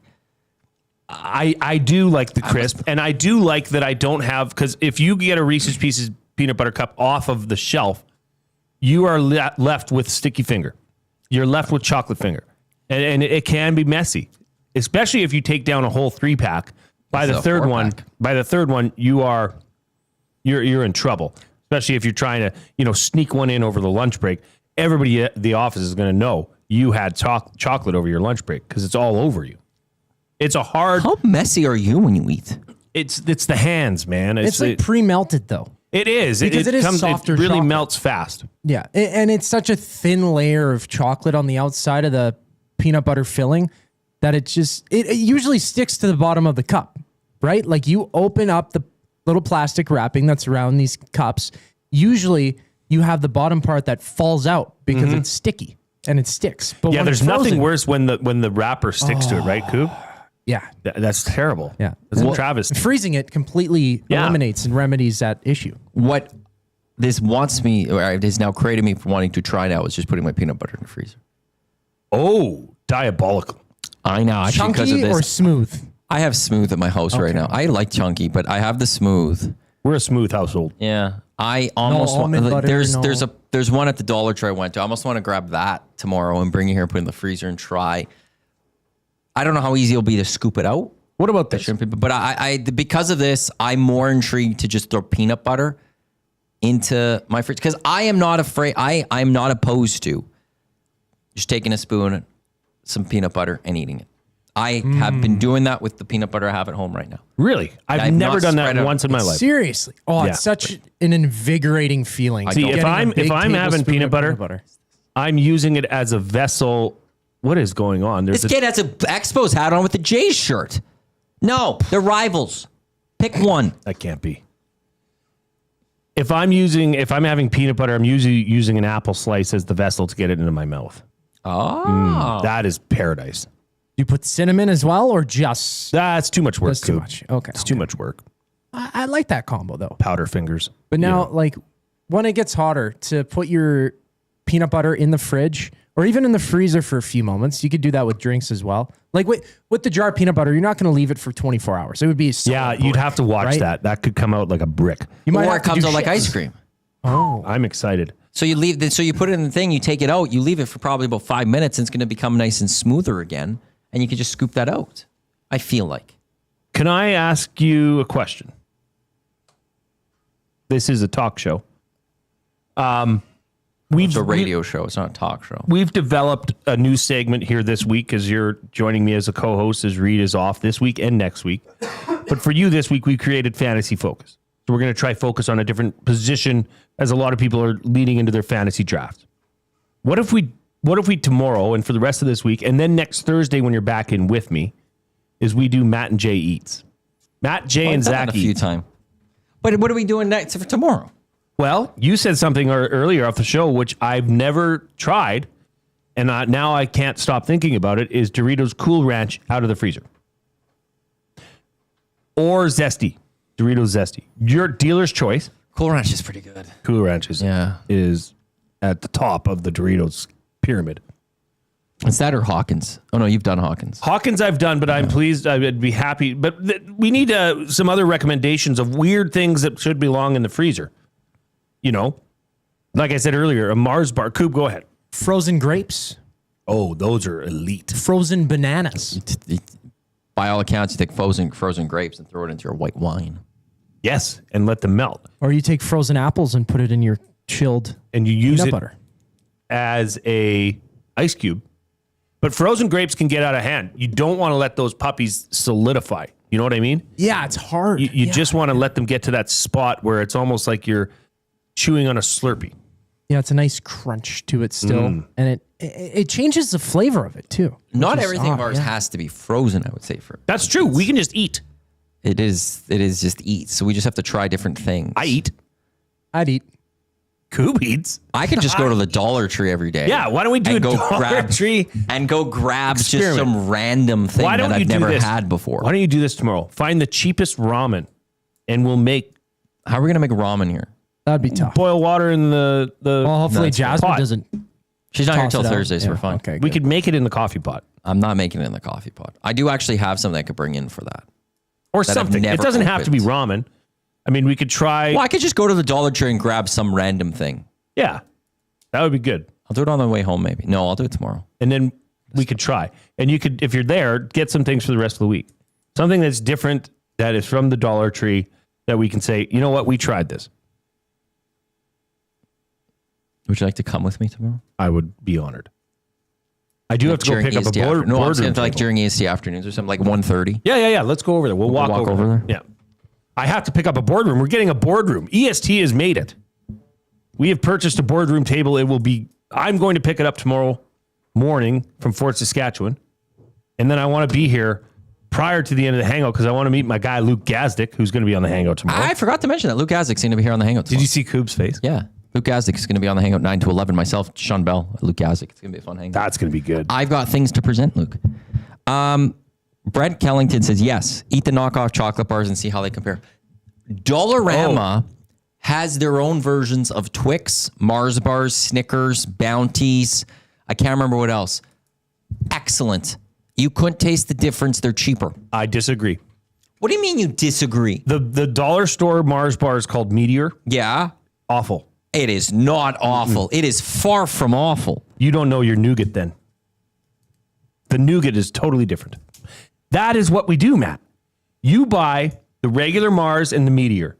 You buy the regular Kit Kat and the Cut No, because or whatever they call it. I want to go Dollar Tree. Well, they should have knockoffs No, there. this isn't. That's not the same. Well, then we need to go to the dollar round. We got to do bargains. We'll do that next Thursday. Okay, and I want them all. We'll have a smorgasbord of. They're so much cheaper too. That's true. They are. It's 2 for $1, I think. 2 in the package for 50 cents. Yeah, it's cheap, but it's cheap. You get 4. No, it is not. It is far from. You get a package. You get 2 packages for $1, but each package comes with 2. So you get 4 of them for $1. Ultimately, you could honestly buy one. It's like 50 cents or whatever. It is not, or is it the 2 for 2? I think you're just coping because you're getting the deal. No. But we can do this in so many different instances. It's straight up tastes just fine. Like it is very good. Okay, is it a Mars bar? No. Is it far off from tasting a Mars bar? No, it's very close. Okay, you would not know the difference if I put them on. No, you wouldn't. Yes, I would. No, you would not. You would. Neither would you. Even when I was 12, I knew the difference. You will not know the difference. Blind taste test. I will blind taste the heck out of you both on Thursday. This is exciting. It's not. You aren't going to tell much. Okay, I shouldn't say. You might tell a little bit. You won't know how much difference it is. The blindfold's coming out. Brent Kellington calls this the battle of the bars. I like it. I like where this is going. I'm not going to lie. 2 for $1.25, a damn steal. 100%, and it tastes great. Is it the name brand? No, it's never going to live up to name brand. So what are the ones that are knockoffs? Meteor? I don't know all of them. Did you say, yeah. You can't knock off caramel because that's a secret. Candy Three bar. Musketeers? 3 Musketeers? Another. I think that's another knockoff bar. I think it's supposed to be an Trying to find. They've got Island Bar, which is the knockoff of Bounty. That one's that's disgusting. Any way you cut it. They've got Titan, which is the knockoff of Snicker. Yes. Meteor, which is the knockoff of Mars. For fun, I don't know which one that's the knockoff of. Kit Kat, or is it Twix? It's one a of Kit the Kat two. Chunky. Right. Lupo, which is the one for 3 Musketeers. They have Duolette, which is the Kinder Bueno. Can't do that Kinder. And there's traces of hazelnut in those. There's another one that is Twix. They've added a Twix one. What's it called? I'm trying to find it if I can find it on the computer right now. Clicks? No. But look, you get 2 for 1. At Mars Bar, you just get 1, and it's also cheaper, and it tastes just fine. Do you think you can expense these through ESD? I do. It'd be like a duet. They're called duets. Hey, I mean, things add up, Coupe. In this economy? I do have bottle money that we have. The bottle money? I would feel bad, though, because we're taking from everybody. It's everybody's bottles. But I guess you're the coup. You can make these executive decisions. And I will offer you the final Reese's Peanut Butter Cup. No, you like it better than I do, so it's between the two of you. But now it's not frozen. It's still pretty frozen. I like where this is going. Big Uke says, I will blind taste the heck out of you both. What a sentence. I agree. The fact you say it's awful is just ridiculous. I didn't. Okay. Did I say it's awful? I don't know what you said. I said I could taste the difference. Okay. I did say it's awful. Yes, you could taste the difference. You're, of course, going to be able to taste the difference. But that was the premise of your whole argument. But it's not that much worse. Well, we'll get to the bottom of it. Yes, it is. But I don't know how we're going to get to the bottom because we know it's going to taste different. Maybe you'll like the Meteor better than Mars. No, I can't eat it. Coupe? Because we have no one else to taste as. I have to give it to you two. Well, then we can just try it and talk about our experiences live. I think this is compelling. Because seeing the eye of the wrapper, like, if you change what wrapper it was or just have it blank.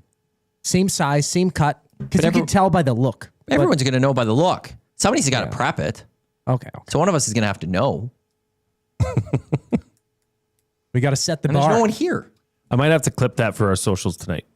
I'll blind taste the heck out of both of you. That's good. I think and then that way it'll encourage people to give us their suggestions.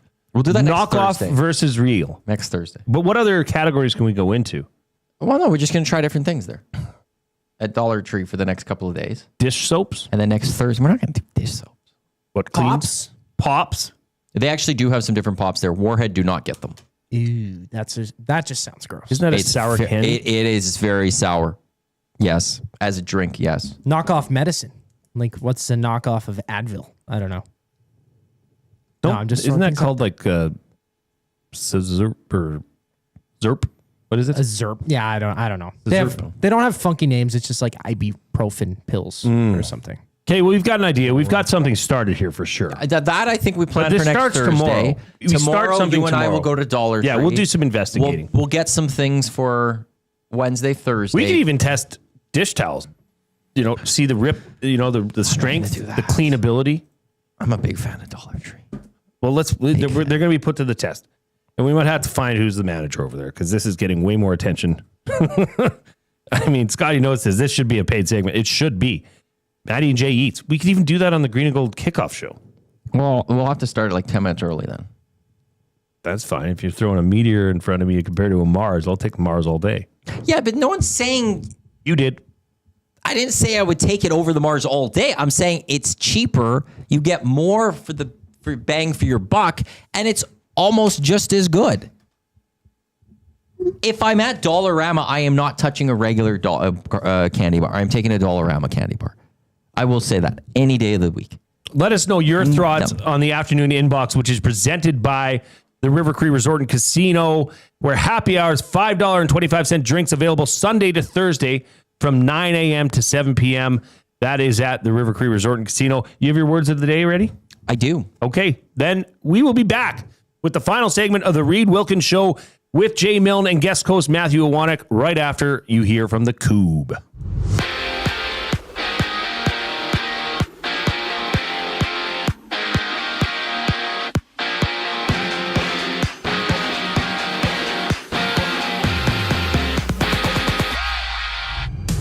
No Vladimir Guerrero Jr. for the Jays. He's listed day-to-day with hamstring inflammation. He suffered the injury last night in the series opener against the Pirates, and right now they're up 5-1, bottom of the third over the Pirates in their rematch. Max Scherzer pitching for Toronto, 1 out for Pittsburgh in the inning. And 6 other games are live. The Cardinals up 4-0 over the Marlins, bottom of the third. Also in the third, the Mariners and Phillies are locked at 1 apiece, while in the second inning, the Braves hold the White Sox 2-0. Saying outies, Giancarlo Stanton returns for the Yankees. He missed the last 3 games with soreness. They battle the Rays with a delayed start. They were scheduled to get going at 5:30. In other news, Sophie Cunningham's season is over for the Fever. She's out with the MCL tear she suffered Sunday against Connecticut, and 2 games are live right now in the WNBA. Liberty up 45-35 with 2 minutes to go in the second as Connecticut trails Washington 17-11 with about 3 minutes to go in the first quarter. The final segment of the Reid Wilkins Show brings us back after the break. I'm Zachary Kubish, keeping you up to date.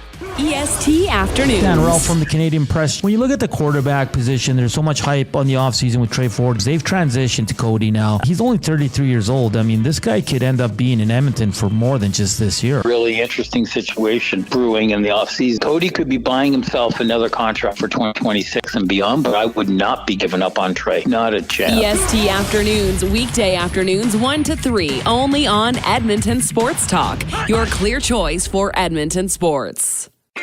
Your brand deserves more than just a whisper. It deserves a buzz. At the Hive Product Marketing, they specialize in promotional products that bring the buzz. From eye-catching giveaways to unforgettable keepsakes, they got the perfect products to make your brand stand out and get noticed. Visit the Hive Product Marketing and let them create the buzz your business deserves. The Hive Product Marketing, the official merch partner of Edmonton Sports Talk. Visit them online at thehiveproductmarketing.com.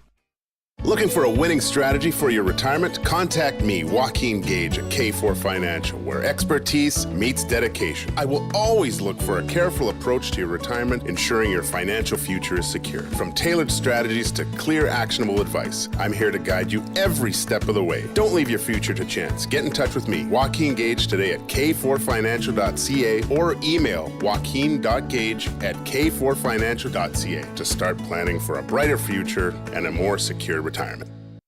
Hi there. If you're like me, you like to picture yourself in luxury, even though there's absolutely no way you could afford it. And if you can, well, even better. Thankfully, I picture myself in something that is luxury, but still absolutely affordable, like the all-new Mazda CX-90 from Park Mazda. With the new luxury features like facial recognition settings and quilted detail Napa leather seating, I can pretend to be comfortable with all of my proper settings activated without even touching a button, thanks to Mitch Lewicki and the great staff at Park Mazda. I like to picture Mitch Lewicki as a ninja fighting off evil samurai. Park Mazda, your dealer for life in Sherwood Park off Y Road, parkmazda.ca.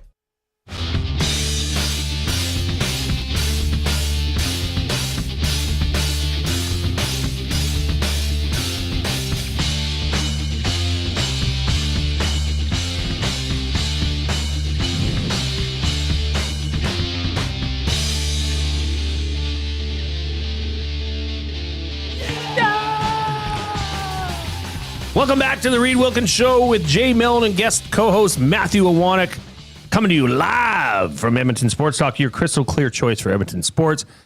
I believe that was maybe one of the most important segments of at least my tenure with you.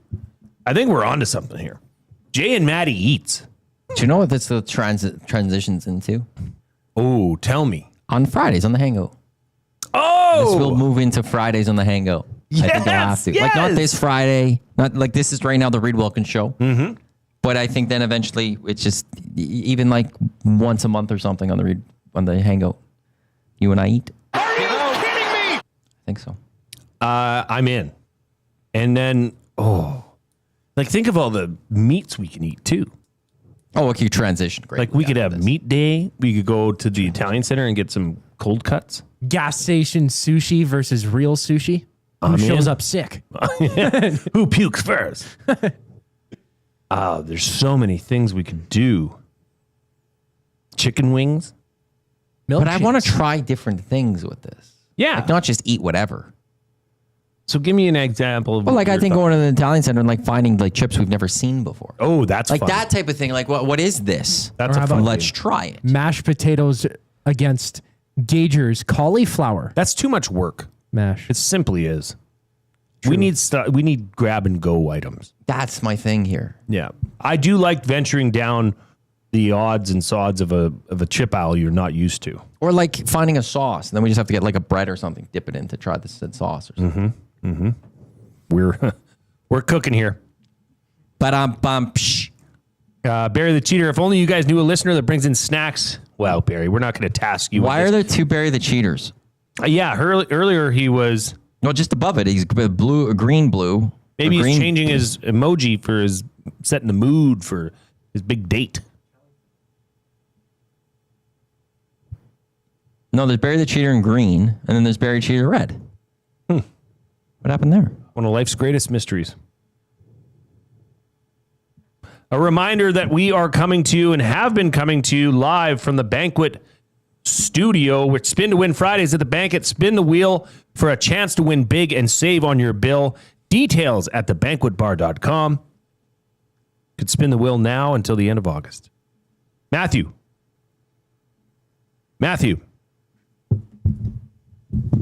Jason. Do you have your words of the day? I do. The word of the day with Reid and Jay. Oh, I'm sorry. Did I break your concentration? What do they got to say? Say what again? Say what again? I dare you. Let's find out. English, do you speak it? Then you know what I'm saying. Your first word, Jay. Prognostication. Pardon me? Prognostication.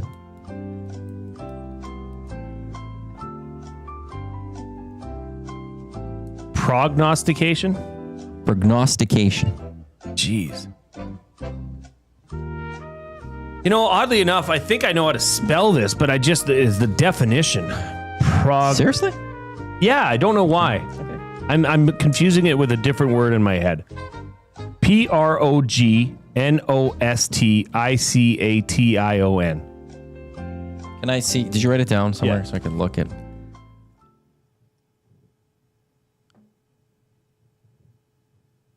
Correct.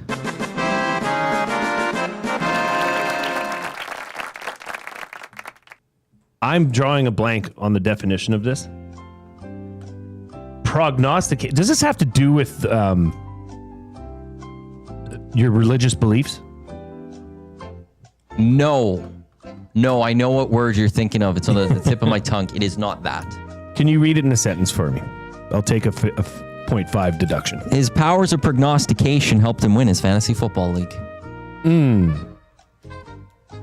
Prognostication, is that in any form or shape a way of predicting the future or seeing into the future? A judgment or the act of making a judgment of what is likely to happen in the future. What's the word you're thinking of? 1.5 out of 2. See, it confused you got the me. definition? Yeah. Well, I use it in a sentence. Well, that's what I get a 0.5 deduction. I guess that makes more sense. What is it when you're putting things off for a later time? Procrastination. That's what I was screwed up with. But then That I has thought nothing about to do with religion. Then I thought about the other one that's religious. What is that? It's on the tip of my tongue. I don't know. We'll find it later. Would you like your second word of the day? I would love it. Paraphernalia. Oh man. Oh, why am I blanking here? This is troubling. Paraphernalia.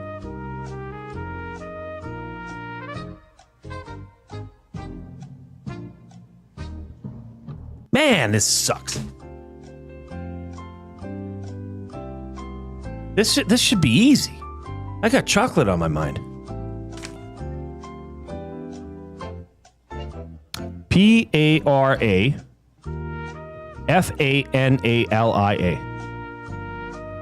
Wrong. Yeah, I knew I was wrong.